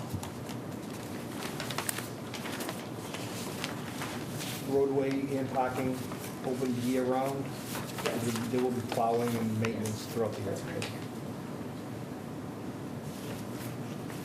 Parking spaces are delineated just by virtue of trying to drive a count. Nothing's going to be painted, just going to be gravel lot. It's just Park going to be gravel. as best you can. Yeah, we're still thinking if we need to do some more formal delineation, I think that may reveal itself in the permitting with the planning board. But right now, we're not showing any delineation. So I started talking about that feature that I'm pretty certain is an ancient way, and that's not a term of art, that's a legal term with regards to roadway layouts here in Massachusetts, or in New England for that matter. As it moves further up the site by the parking lot, does the driveway and the parking lot start to converge on that way? Because it No. looks like it does. Because I'm seeing other houses in the neighborhood, and So- I'm not sure if those are the houses that are on the other end of Wood Road. This is Yeah, the yeah. other end of Wood Lane, Wood Yeah. Road. And I guess it is Wood Lane, isn't it? It's Wood Lane. I'm sorry. And there's an existing house here that actually belongs to the trustees reservation. And the access to Wood Lane will stop. Although it's a paper street, the edge of the paper street comes right along here. Have you had any conversations with the town or Yes. anybody Yeah. officially with regards to what you can do in that street? We have. So I've had a lot of conversations actually with Gene Enright about the sort of the history of that street and figuring out what it was. There was a town vote. We found that that the town no longer considered that a right of way, but it was like one sentence in a town vote from 1931. There's a formal and legal abandonment procedure in order to abandon, you guys know about this for the back end of Boston Hill and Wire Hill. The old Campbell Road layout still exists, it's there. When I was in college, I worked for the town of Andover, and we actually worked on, for 2 years doing the survey, trying to legally abandon it, and couldn't legally abandon it through town meeting. So, I'd be real cautious getting a rock-solid legal opinion on what you can do in that road, because you might have to build it to roadway standards. I mean, it is an abandoned, there's clarity that that portion of Wood Lane is abandoned. And that's what the town Abandoned meaning vote. ceased to be used, or abandoned, legally abandoned, the layout I dissolved? believe it's legally abandoned, so it was from a town vote, and I can certainly, work with Amy to submit the town vote to the committee. I just want to make sure we identify all that to some conclusion, because from proposals, never mind the curb cut to 125, the proposals we're seeing, some of them, up at this end particularly, are coincidental to the layout of that, wherever that road was. And I think we need to know that crystal clear before any definitive discussion goes on what it is you're proposing. Okay. It's okay, it's an ambitious project, but I want to make sure It is everybody's ambitious. right on track and doing it right. Yeah. Again, for preliminary information, I think there's plenty to digest over the next meetings. That was pretty interesting. My issue is the curb cut on the 125. You stated that it was going to be gravel road. I think you have to have it paved. Yes, it's paved 25 feet into past the right-of-way. Okay. So this will be paved, and then it will transition from pavement to gravel. And we are going to have a spec on the roadway. You know, how many inches of gravel? Because you said recycle asphalt also? Or just recycle concrete? I want to say the spec, because I think we're going to be very, very strict on what So we're gonna need- what gravel is. We're going to need to break down the roadway Sure. and what you're going to use for material. I know it's wet, because I know back in the day, I was going to date myself again, that was where they were going to try and put the new old high school on that property, and it was too wet. And you saw what they built. They built the high school in a swamp. That was the better alternative. That was the better alternative. I mean, it was awful. I mean, it's so wet that it's not even funny. Now, you said you did the groundwater, so you did test pits? Yes. Yep, so that will show up on our next plan. Okay, because I'd be interested in the stormwater, because I'm sure that's what these abutters are interested in. Where was the water going? Exactly. Yep, we have to mitigate the 100-year storm here. And I'm not ignoring the abutters, it's just like, I'd rather the commissioners go first, in case they might have answers for you, and then you can speak your mind. Yep. Okay, Jamie, I'm gonna have to recuse myself because I am in a butter.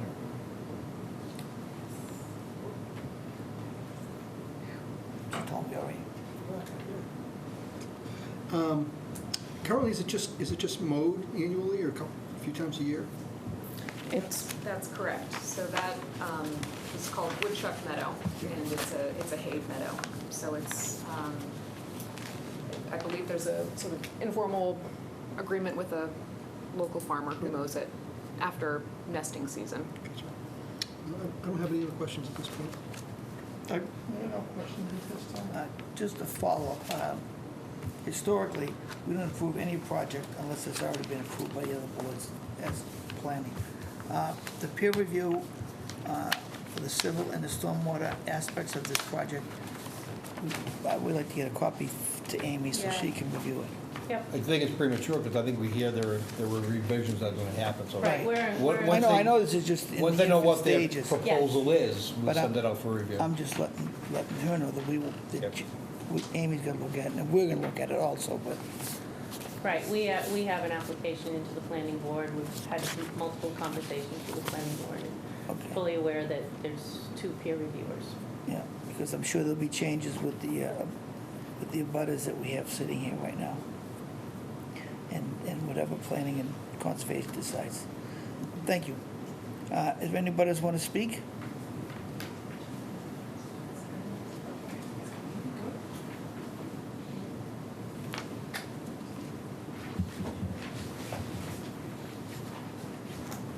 Hello, my name is Kelly Cormier. This is my husband, Sean. We live at 169 Andover Street, so we are extremely close to the estate. We're actually so close, we are surrounded by the same stone wall.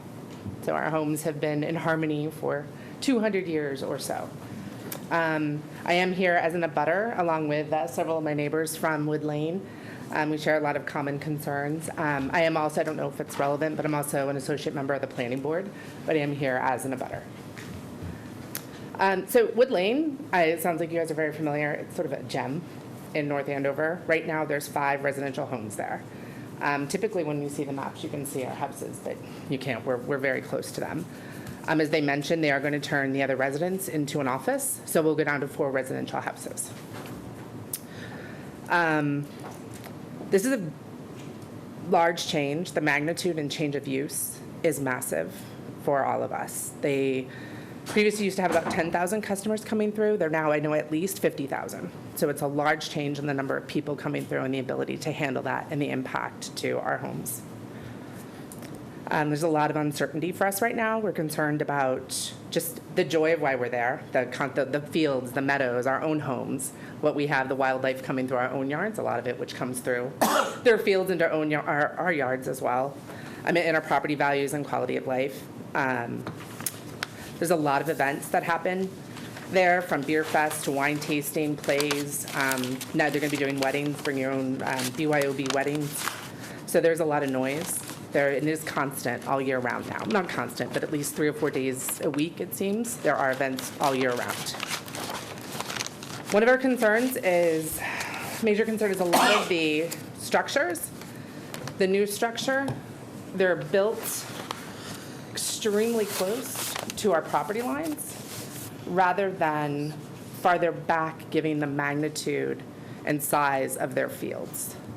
So my question, whether it's the offices they're using in the existing, they're taking over in the residential house, or the new Welcome Center, why not move that back? I'm trying to find out if there's a reason from the Conservation Committee that they can't move that farther back, so we're not impacted by the lights that I'm assuming that are going to have to go up in a parking lot that's used year-round, the noise that's going to come from 50,000 people coming through this lot, as well as just the overall impact, light and noise pollution. Is there a reason this can't go farther back? We've asked already, and we're not seeing it. So I just want to know from the conservation perspective. So take it that that's a question. Yeah, I just, and this. Full of a statement. Yeah, sorry, I meant to be a question, sorry. And I think we granted you some leeway with regards to the discussion because our scope is very, very limited. It's wetlands and only wetlands. Okay. Use, unless it impacts the wetland, has nothing to do with us. In buildings where they're located in proximity to property lines or other neighbors, so long as they're not within 50 feet of a wetland, mean nothing to us. Okay. So those are conversations that are germane with other boards, and certainly as an abutter to the applicant. But as far as what we have under our control is to review what they're proposing. And if it doesn't affect a wetland and you folks as abutters are opposed to any aspect of that, we're going to look at the wetland aspect alone and rule on it. And if it doesn't affect it, it's approvable. So it's just the So I think your discussion's probably realistic, but in a different forum. Okay. What about You're in a tough position as a social Planning board issue. That's where it probably needs to be heard. I thought some of this was lighting, possibly. Do you guys talk about lighting at all? Well, No? I actually made a comment in my review memo about there is lighting along the first stretch of the access drive, and it's one light's in the buffer, but they're like skimming the edge of the buffer. I would recommend a dark sky specification for those. Planning board, not us. Yeah. Planning board. I mean, meadows, as a breeding habitat, they are very, very sensitive to light. We know that. Right. We know that. But it's not a wet meadow. It's not a Avery concerns in a. Well, I mean, in an open meadow is something that's not protected under the Wetlands Protection Act. I mean, they're just outside the buffer, and are we casting light pollution into the buffer that we don't need to? That's all. Yeah, I think if it's within the 100 feet, we could talk about it, for sure, okay. for sure. But if but the rest of the roadway in, that's not within the buffer, I'm not sure we have any say on that.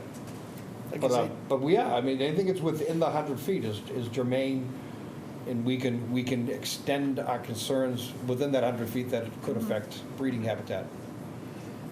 In an effort to try to respond to your question, I think, as Joe correctly mentioned, our jurisdiction is limited, although we appreciate the concerns of you and the other abutters about the changes to your environment and your homes. But as far as the distance they can get from, how much further back they can get it, we have buffers. Our buffer zones are really, we're certainly not looking to give up any waivers of that. So they could, generally speaking, get as close as they reasonably can without affecting the wetlands, and certainly they can't come within 50 feet or 20 feet, 25 feet. Okay. Where that exactly is compared to where the buildings are now, it's going to take a really closer reading of the plan that I can do with my contact lenses in.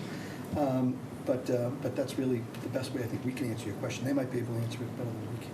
Okay. and the other thing is, as far as we're worried about it being too close to the property line, that's a zoning issue. Okay. Doug? No questions? So is there, just in terms of the wetlands and the study, is there a way to know, is it possible to move it farther back? Can they answer that? Well, that's, I mean, I haven't, Well, generally speaking, we try not to have people get closer to the wetlands with their structures, so we're not, going to be really waving that flag to invite them to do that, but whether or not it's possible or not is a different question. how do we get an answer to that? well, the problem is with this project, it hasn't even been, it's like in the infantile stage. It's got to go before planning. Plan might look at this plan, so no, we want this here, that there, this, that.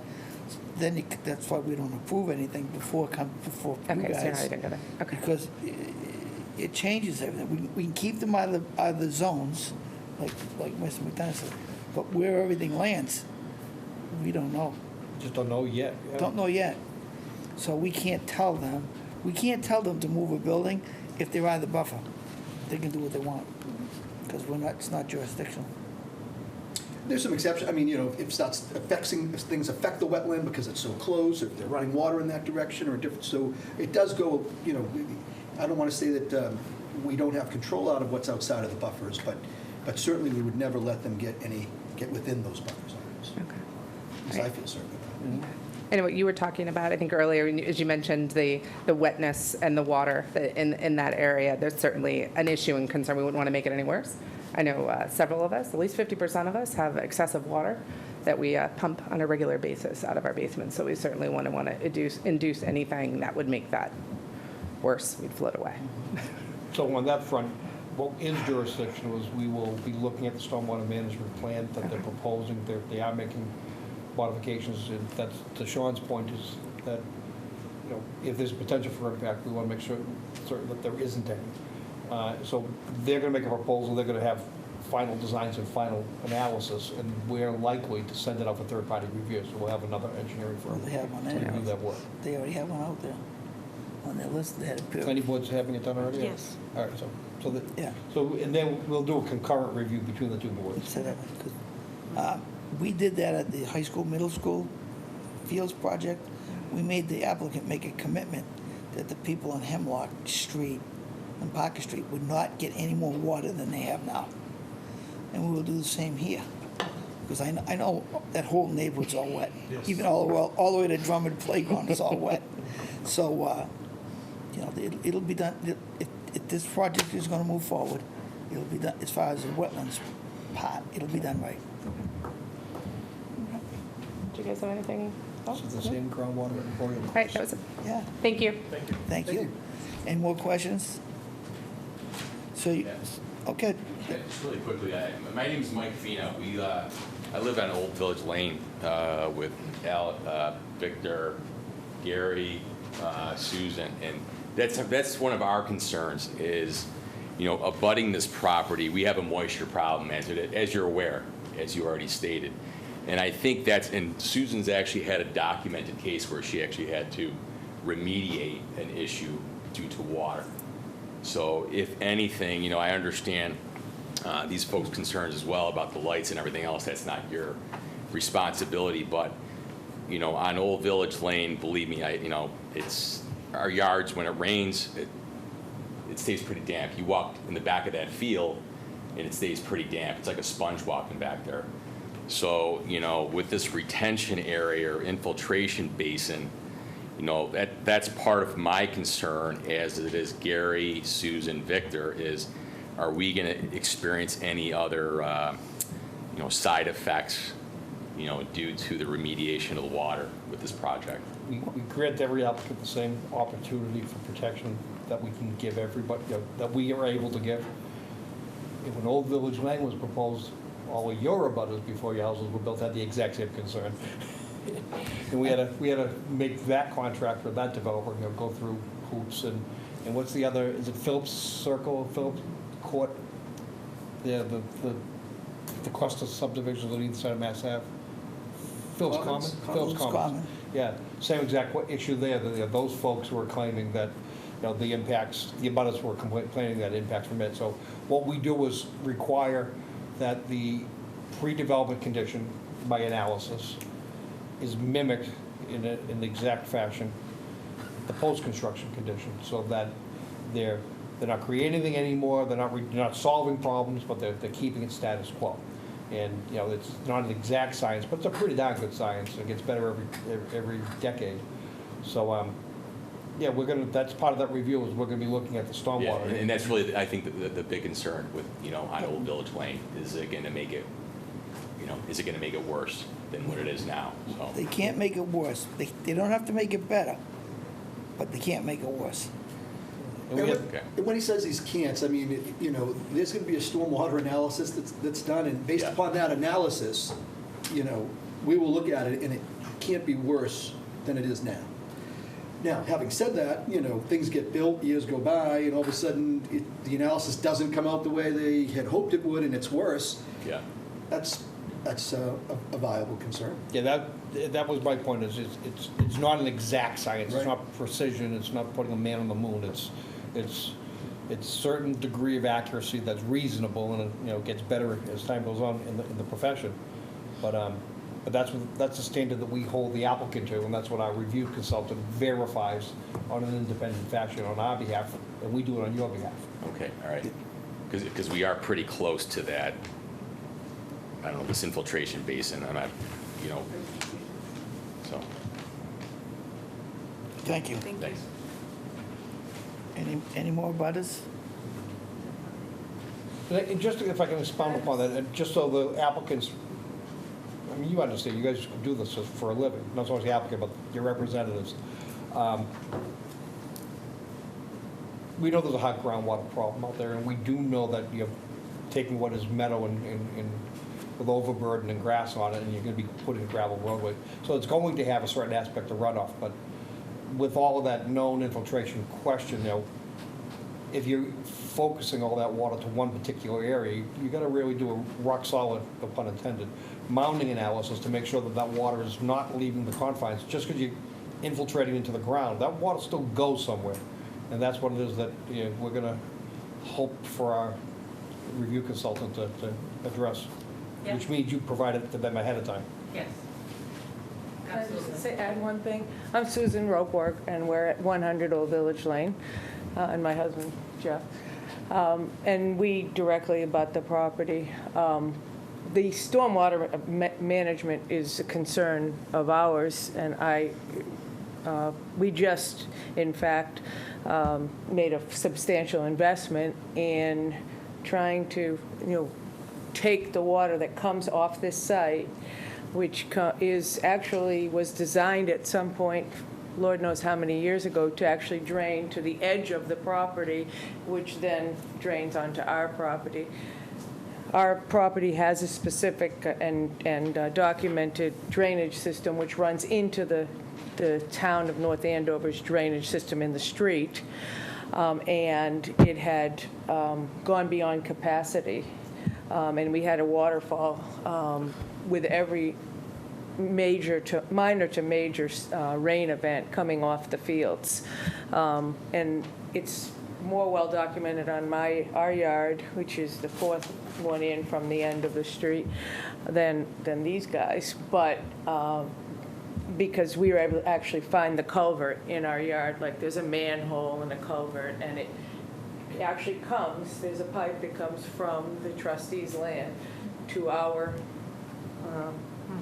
manhole, and then that runs along our lot to the storm drain in the street. And it wasn't able to handle it. We just invested $15,000 in replacing that.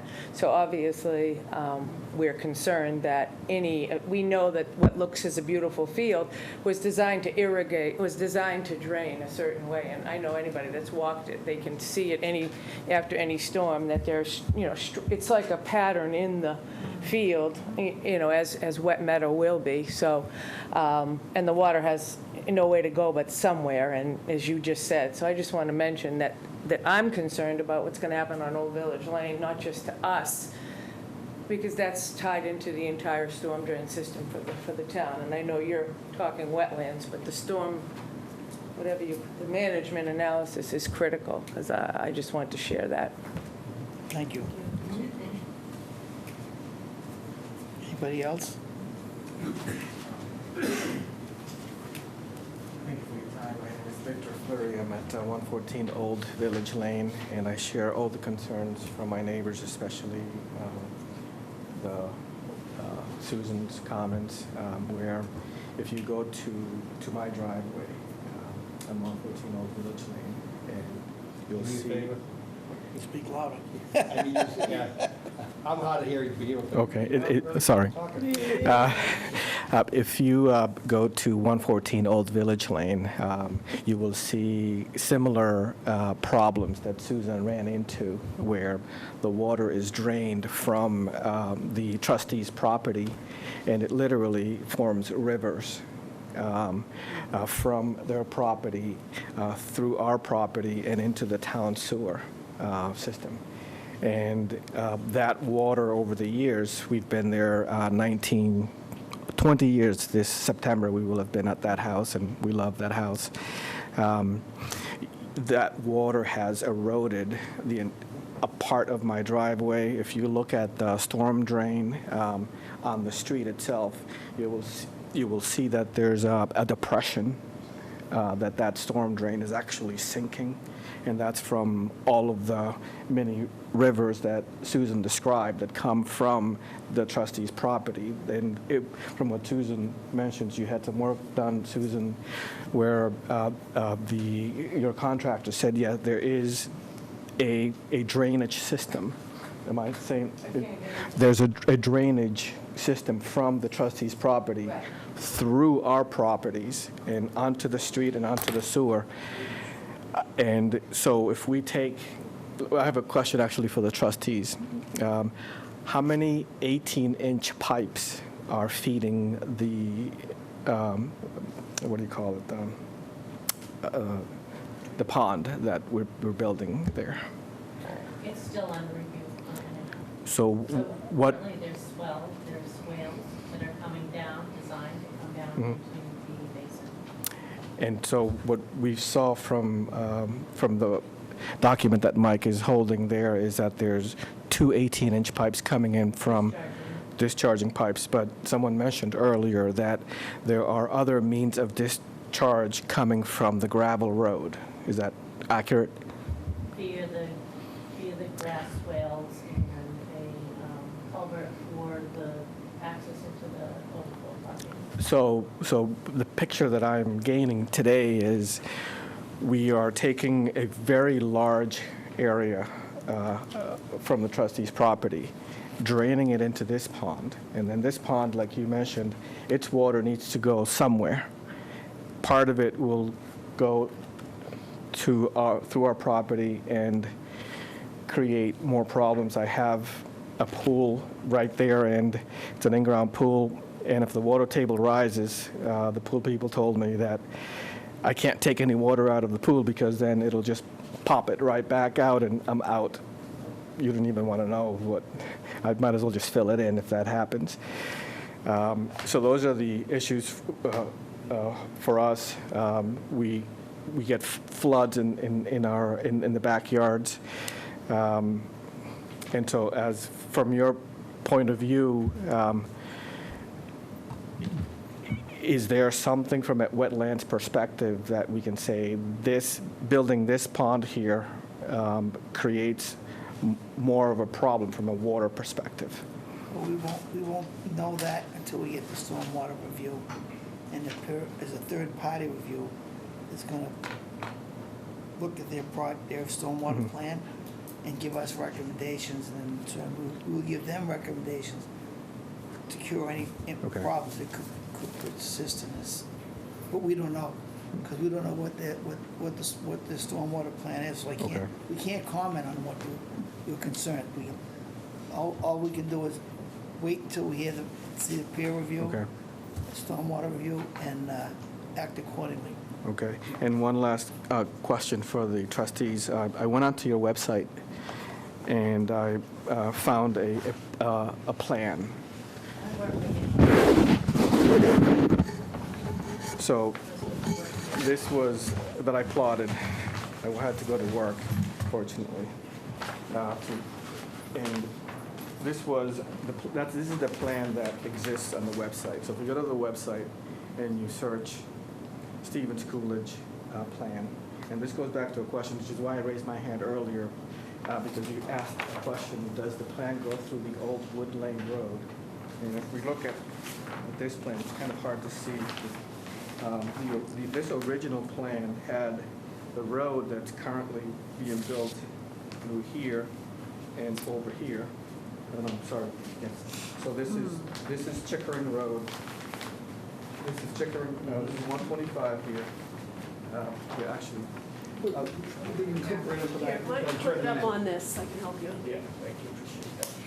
So the question I have is one that someone already asked, and basically, what necessitated the pond, and does it?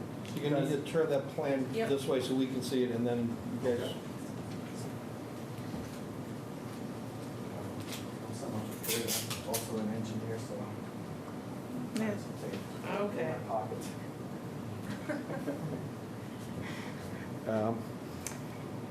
And so, this is the plan that's actually on the website. And I don't expect you to update your website with the very latest thing. This plan here, this is Andover Street, this is 125, this is Wood Lane right here. And this appears to be the old Wood Lane Road that you were referring to. And so, Which goes all the way down to Waverly, by the way, on the other side of the highway, all the way down to Waverly. All the way down to Waverly. Back into Demoulas. By my house. Comes up by my house. On Waverly and Green. Yep. And so I'm not suggesting that we continue Wood Lane because we're in this together with Wood Lane. But the only question that I have regarding this is, what necessitated the pond?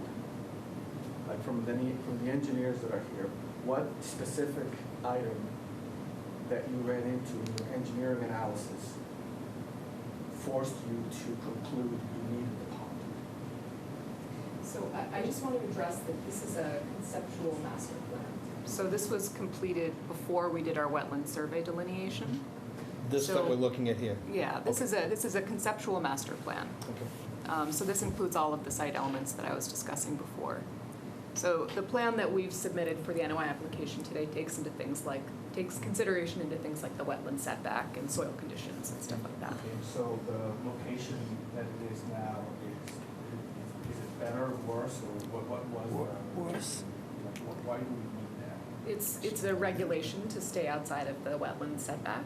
So the entry road and the curb cut are basically hemmed in on all sides by wetland.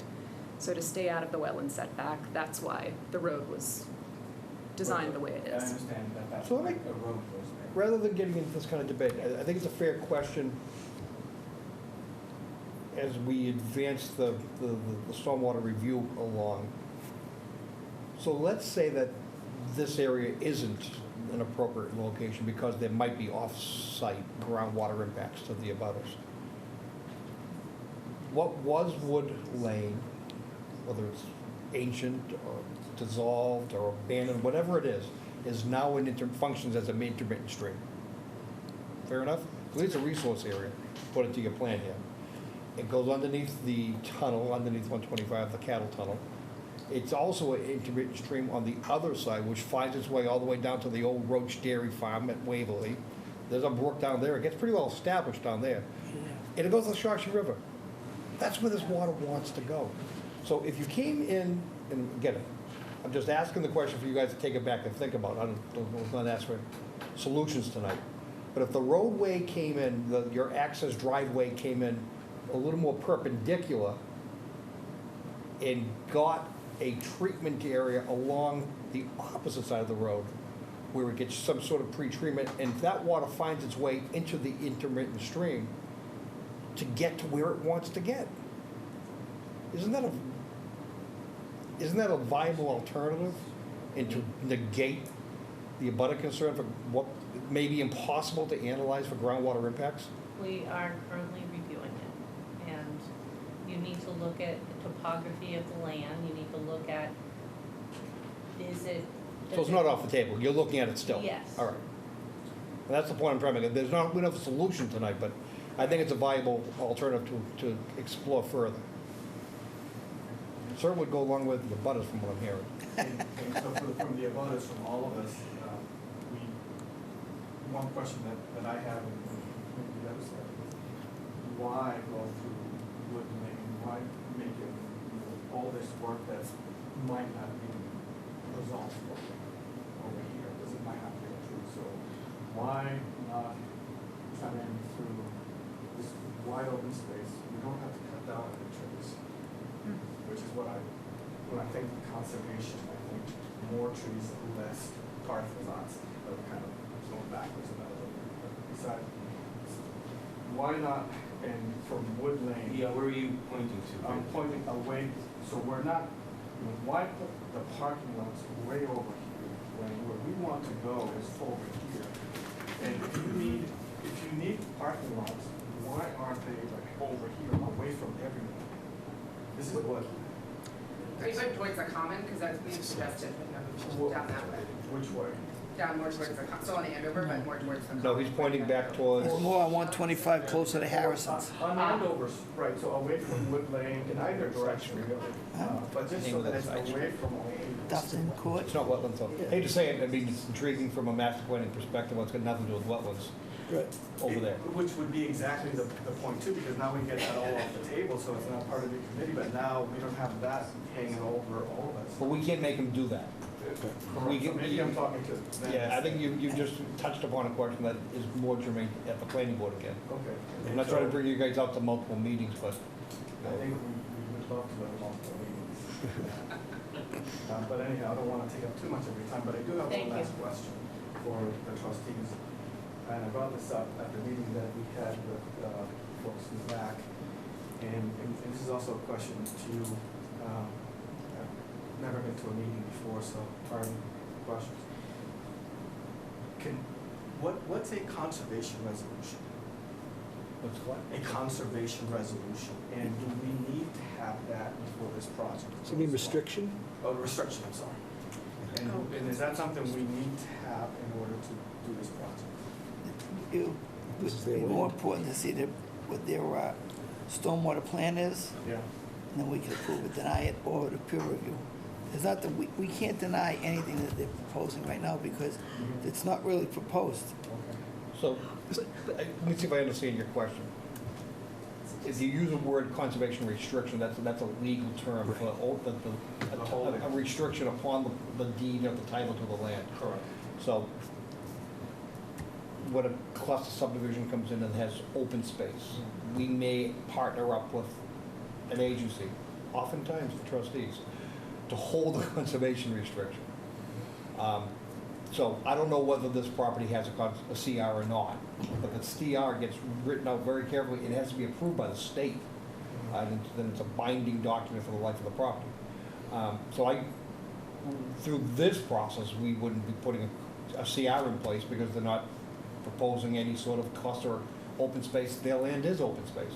And so any discussion of CR is just off the table. There is an existing CR. No. So there is no CR for this Stevens School, which was gifted way back. Yeah. All right, well, thank you for your time. Thank you. Thank you.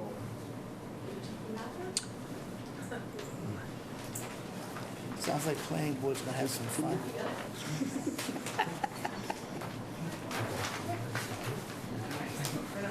All right, so we need to continue. When do you go planning board when? We have our public hearing on September 17th for the planning board. Is that next week, the 25th after No, that? the 11th we have, Oh, and after then the that? 25th, yeah. Want to continue the Will you do the 25th? meeting after?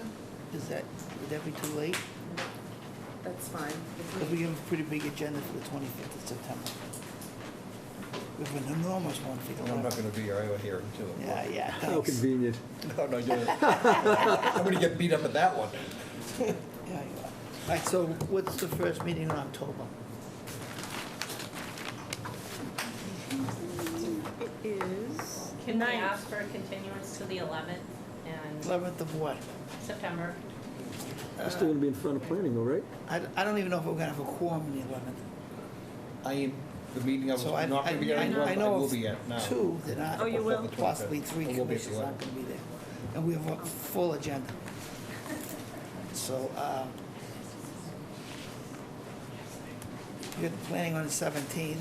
We could do the 25th, but Well, honest to God, Mr. Chairman, I should prerogative, but until we flush out the bigger issues at the planning board, I don't know what we accomplish on the 11th. Nothing. no, she said Yeah. the 25th. 25th. 25th, all right. Yeah. It couldn't be before. No, can't be before that, because they gotta go to planning on the 17th. So what would happen on the 25th? They'd come in front of us, we'd go ahead and ask for money to go ahead and do a third-party review? If they're even ready No, at that point in planning's time? already, Oh, they've completed it, yeah, they've They've already completed it. Planning, not completed, but they're in the no. midst. They're doing it. They've ordered it. But they would have by then. but Planning's already ordered the review? Yeah. Well, this is where I'm concerned. If they've ordered the review and they don't have a design done yet, what the hell is being reviewed? Well, it's, If we don't have enough to digest this We're- stormwater management, it's going to be an We're sub- iterative We're review. submitting to the reviewers in a week.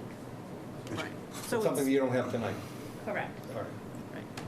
it's So- going to be done. It's- to speak to you as far as, you should go to the next planning board meeting if you have issues with the plan as proposed, because they're gonna send it off for review, their plan, not yours. So, so you have to make sure that the planning board hears what you have to say. I'm not agreeing with you or not disagreeing with you, I'm just saying, if you wanna be heard, that's where you wanna go. So I would like to just request, I know you asked for specs on the gravel, but can we have a cross-section for the gravel road? Like, Yeah. what is that gonna look like? Yeah. Yeah, anything that's an aspect of your stormwater management, if you're counting on the roadway taking any infiltration, we're gonna want supporting documentation of the parent material under it. If you've got some borings, what those boring results, logs look like. We wanna see that gravel. We wanna see if you've got any edge treatment, confined water, can find it within that travelway. Same thing under the parking lot for that matter. That's why that's why I said October, because you're meeting on the 17th for planning. They could blow you right out of the water. They might want all different things at different places, and so you might need that time. They hate to waste your time and our time and these abutters' time. Come back the 25th. You only have a week to get all these changes and and the peer review, and so that's why I said the first week of October. I think we'll get more accomplished, but it's your choice. For now, I'd like to at least put it on the agenda for the 25th, continue can to the always continue. 25th, and we can always continue. Oh, sure.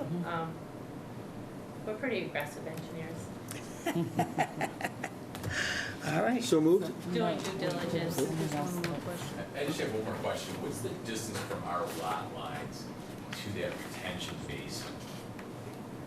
Like I said, currently we're under review and we're extending it. I don't have a scale on me right now. Okay, all right, just curious. I noticed that. At the planning board and the conservation commission, they have a full set And of the other plans. thing that would be helpful from my perspective too, just because I was having trouble Sure. envisioning it until I looked at the locus map, USGS map. I think if you just take the contours probably off a topo map, but I think if you could also show approximate limits of where the nearest buildings are too, just off property. I don't mean survey them in, but just give us some depiction of, we see the line, the property line probably surveyed in pretty accurately, is there, but I'm just having a hard time determining where those abutting houses are, you know, what the backyards But look yeah, like. the houses, yeah, but in terms of property line, it appears that the edge of grading for the detention basin is 60 feet from your property line, 60 feet, with the limit of work being, or limited clearing being about 50. What was that second number? 50 feet for like limited clearing for 124 Old Village. Well, you got that there, Amy, could you measure somebody had concerned of that building toward, at the property line? Was it, right? I'm sorry, what are you asking? One of the abutters was curious about the building, how close it was to the property line. And we might be able to just give her the information. It does nothing to do with us, because it's strictly a zoning issue. It's not what? So is it the proposed welcome center or? Yes. To what property? All of them on Wood Lane, everyone is impacted by it, from the noise and the parking lot as well as the welcome center. This is where the 40.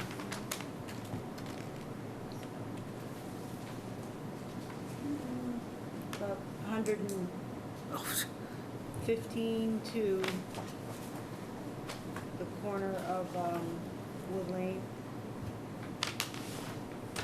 And It's okay, 100 feet's plenty. Didn't have to go from it. 122. So that's plenty of distance. Bonnie and Kelly Reed. Thank you. That was my own peace of mind, by the way. So I guess All right, so we have a motion to continue. Do we I had have a one more second? question, Lou. I had one more question. Oh, go ahead. So the test pits, did they indicate anything shallower than 36 inches? I don't know off the top of my head. Okay, We'll, all right. we'll be submitting them, Okay, and they'll be on the plans. okay. Just, want to make sure we're ruling out wetlands in any of Yes. those other areas. Yep. All set. So before all this, there was a delineation? Yeah. We didn't ask the question, but it says it's already on the plan, I assume it was reviewed. How long ago was it delineated? That line is, you reviewed the line? Ben and I walked it. Yeah, I Walked, saw that. the fingers, but not to the north. Because that wasn't flagged at the time. And that was flagged 2 weeks ago. 2 weeks ago. Yeah, so I haven't seen that. I'll send the surveyors out. The surveys just staked it out. And staked out the test pits. Staked out the test pit, okay. Yep. Could I ask a question? Good. Are trees in your jurisdiction? Only if they're within 100 feet of a wetland itself. Which, the trees at the back lot line here, where you see, that's the back lot of the old village lots, those there. Michael Fina and Gary Wood and Victor and us. That's a very thick, very mature tree, probably a 30-foot buffer between our lot line and into the trustees' property. It appears that some of those trees might be jeopardized or might be removed, and I was just wondering if that was, it is within the 100-foot buffer too, so that would be just something for us to be aware of, if those larger trees, for two reasons, they're absorbing water, and they're also from a privacy factor. So from a 100 foot puts them within the jurisdiction, which is one of the reasons they're here. From our bylaw perspective, we don't allow a structure within 50 feet. We also don't allow any land disturbance within 25 feet. So those trees, I'm seeing a proposed tree line suggests that where it is gonna be cut back a little bit. So long as that's not within 25 feet and up in that area where it says proposed tree line, it's not. So we would typically allow them to do that. But that proposed tree line, as it gets closer to the 25, down by the flared end riprap section, which is that little finger-like projection. Right, going as it up gets diagonal. closer to Chickering, That tree line, we would be very careful to make sure they stay outside the 25. is the double dotted line, is that the 50-foot buffer? The The double thing- dark dotted line is the 50-foot. Okay. So to clarify what I just said, this, and you already said that earlier in the first presentation, you're already gonna pull this out because this line wasn't known at the time, but Right. this area here, we're gonna make all this come up probably and not have anything within 25. Well, that means that these trees that are outside 25 wouldn't be off the table.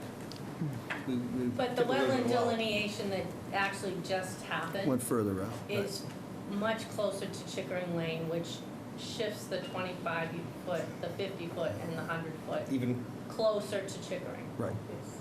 closer to the Closer to highway. the highway. So in reality, that you said it was a conservative survey delineation. The estimate was, Yeah. because there was nothing mapped on Mass GIS or the town's GIS, so I just picked the contour that it would have flags left off. But it is about as narrow as the flags that are shown on here as it continues down parallel with Chickering Road. So this is the very point you raised, we're talking specifics about where it falls, but, we have a line that's not finalized yet. And that's first and foremost. So those aren't flagged wetlands right there, those are just actual, conceptual, preliminary. They are, they are, this line from here with less flagged is was estimated for filing. However, we're working on locating the flags that I put up along here by survey, and we'll be submitting that information. Okay. And then it And I'll goes look through, at it. then all these little boundaries will come close to all of these jurisdictions. I have a question of the trustees, if you don't mind. What's your timetable on this? It seems like this filing's premature. It's based on a lot of speculative information, and it's not static, and it's not so much confusing to us, because we are easily confused. It's confusing to the public. This is where the line is, well, not really, we still do a survey, it hasn't been confirmed yet, and, where the trees have been cut. It's all a moving target, and you're here prematurely. I'm just curious, why? It's a little bothersome. It was our impression that it was best to get the conversation started. Just get it started, all right. So this is a trial. I mean, there was no preconception that this would be the first and last meeting that we would have. I don't think so.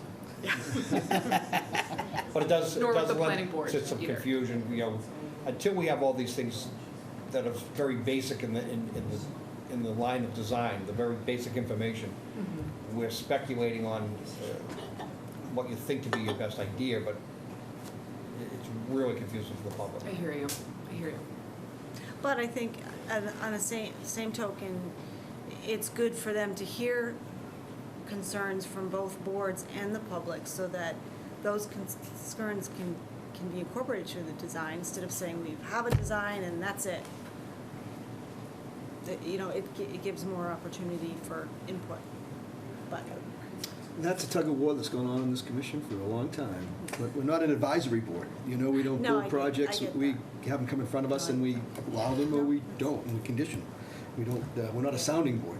So Right. I don't want anybody to get the idea that that's, because this isn't the It's first frustrating. time in recent, last couple of months that we've had somebody come in front of us to test the waters, let's say, before a project's been ready. So, So I would say that. yeah, well, more than, right. We have one recently. yeah, that's what I mean. Yeah, we have one recently. so. With that, Luke, can I move to continue? Move to, we had to move All to, right. to September 25th, 25th? correct? Thank you.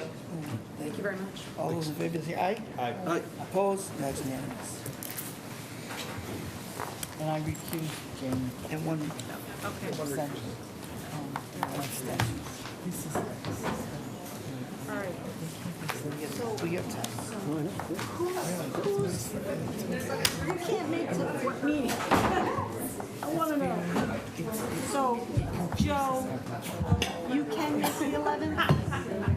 I had a hearing on the 11th, that got pushed out to the 25th, so I'm now available the 11th. On the 11th. But as a result, I'm not available the 25th. All right, so no Joe. That's okay, they're not gonna On the No 25th. me on the 11th. No you on the 11th. Anything else? As far as, I don't know, I don't look that far out. All right. Be in Arkansas someplace sometime next month, and then Arizona, so I'll be in Arkansas and Arizona. We're in Arizona. Okay. Doing these alphabetically? At the beginning of the tour? Sedona. Oh, that's right, you were telling me about that. Move along. Okay, can I just say something? So I'm sorry, we still have business to, Hey, folks, we still have hearings, so if you could take it We got outside, we'd stuff. appreciate it. I wish we were done, but we're not. Thanks. thanks. So, Excuse me? The got a checklist. chance to look at the checklist, I just need some This is stupid, they don't know that. clarification, I made some recommendations for some edits. Sure. So what you have in red is your recommended? Yeah, edit? or- Yeah, so and/or activities questions. and/or structures located. All right, so So, the questions you have on the small projects, you should direct to him because he wrote okay. them. All right. So, I want to make sure that small projects aren't meant for anything that's in the no disturb zone or 50-foot no build. Is that correct? Correct. No Okay. waivers. So I want to put that at No the very waivers on the small. top. Yep. 'Cause that- But that wouldn't, so yeah, you can put that at the very top. It's got the, I guess the way it's set up, it always has a box in front of that little Yeah. square. Yeah, You might want to move that, I mean, it looks like you would think that's something somebody would check off. yeah. Oh, Um, and then, right. Right, so you probably want the margin to be out further Sure. out with the other Yeah, boxes okay. or something like Actually, that. how So about- it starts with A. How about the first one, where it's- the line right above it says, "The applicant maintains that the project falls within the small project category below, and And, yeah. that the activities and/or structures," just Okay. continue with the Great sentence, idea. right? Yep. Okay, So there's no box then no box. with it, yeah. But I feel like that language needs to be right on the Yep, top. absolutely. Make All right. it clear for everybody. B, your addition of B looks very, very Okay, reasonable. okay. Patios Now- of those three. Mechanical, because, let's That was face on the it, target, there's plenty of when places you to do a put that. patio, you have Parking to lot. take You didn't off, have to deal with 125. you gotta prepare the area. So Yep. we're just Like talking the about project.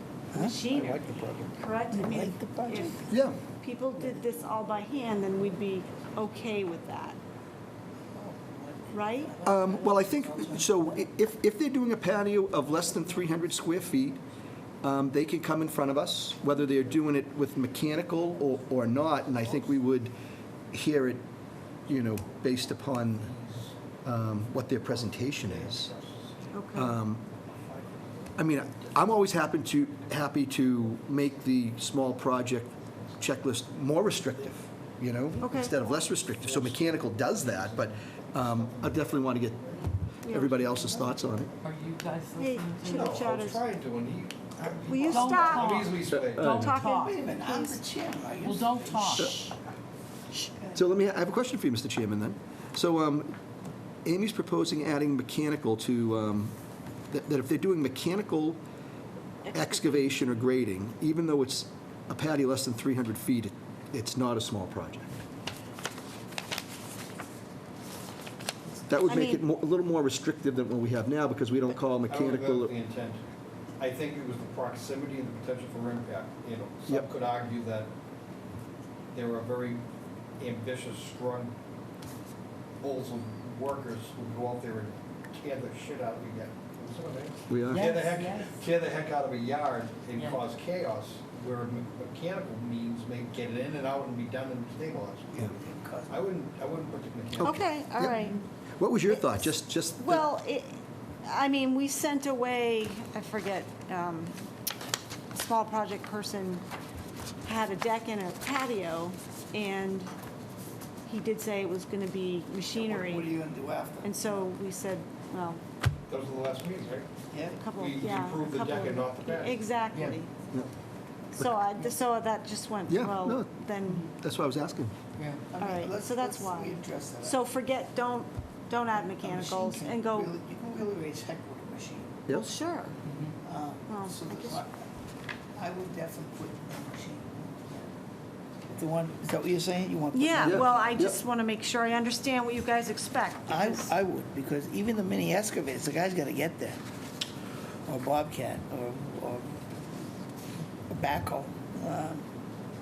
He's not gonna I'm just trying, I don't want to diminish the intent of what was a great function of small projects, creating this whole permitting approach.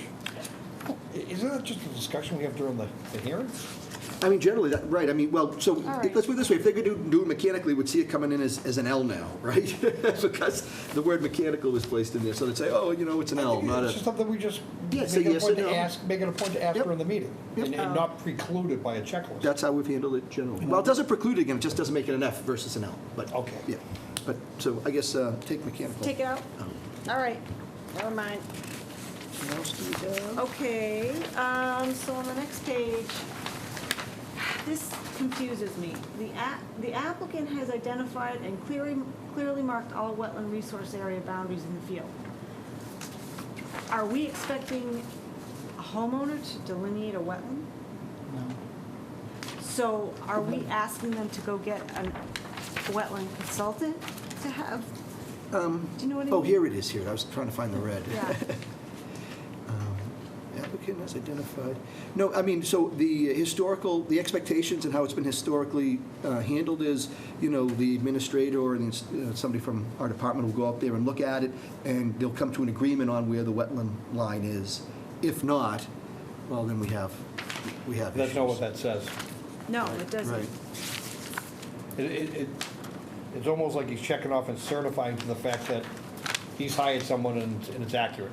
Yeah. It's done and Or it's accurate. or it's the homeowner's opinion and. Yep. I think more accurately would be the applicant has met with the conservation administrator and/or his or her representative and have agreed as to the wetland resources area boundaries in the field, or something like that. Right? Yep. Okay.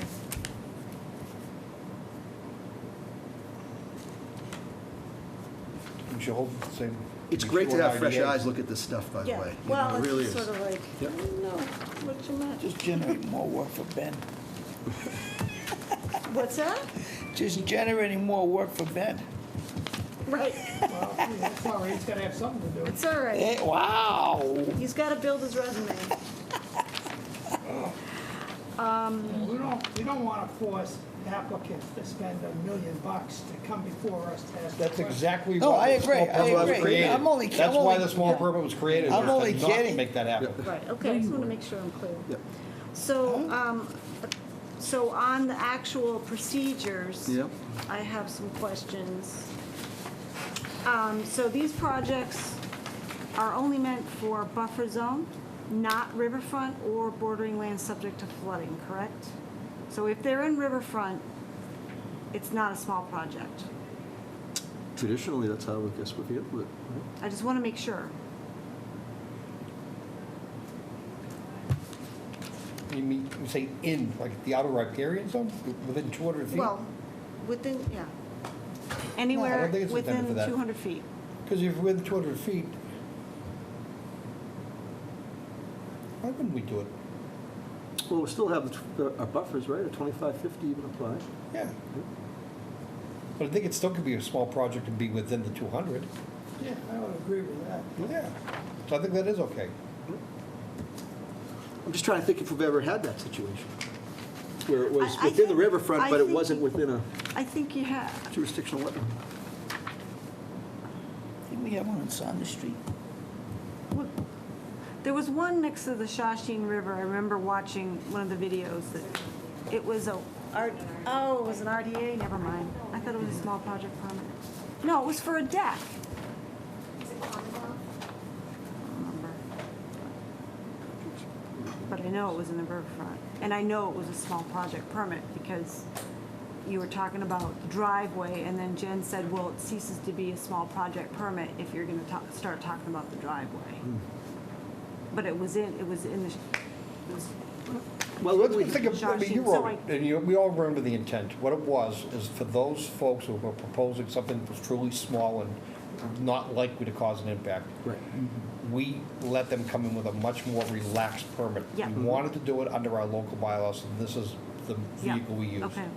So, anywhere within the 100, you could be still, out, as close as the 50 in proposing a structure, Okay.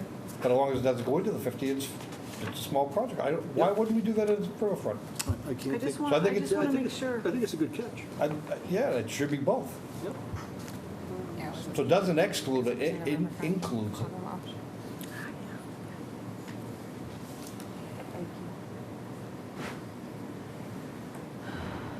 But, okay, can we talk about the floodplain, bordering land subject to flooding? You wouldn't want a small project in the floodplain? Compensatory flood storage rules, so you can't fill. So- All right. So, I would leave it alone, and we address it case by case. I mean, how many we gonna Okay. get?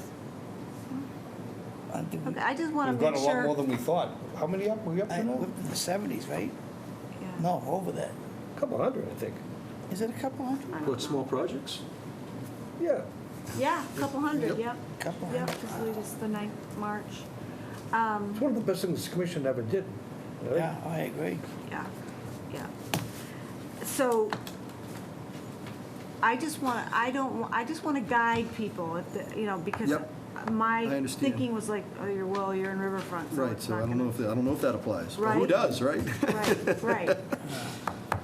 So, Well, is there a reason not to have it apply to Riverfront? Hmm? Is there a reason why the small project checklist and guidelines should not apply to Riverfront? No, I think the small projects, so long as they can hit all the other standards. Yep. Just because they're within riverfront doesn't mean that's They're that forbidden extra from 100 coming in. feet that gets thrown out of the Only possibility. subject to flooding. Yep. okay. all right, BLSF is all right, so I'll harder know to that. address, but I think we have to be disciplined enough to ask the question. Okay. So was there anything, more questions?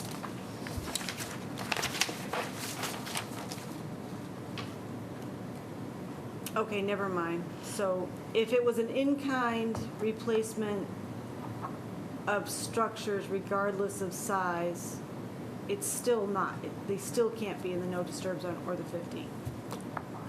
Can't be in a no All right, disturb. gotcha. Right. All right. All right, No. never mind. 50. I already answered Structure? your question. Yeah, In kind?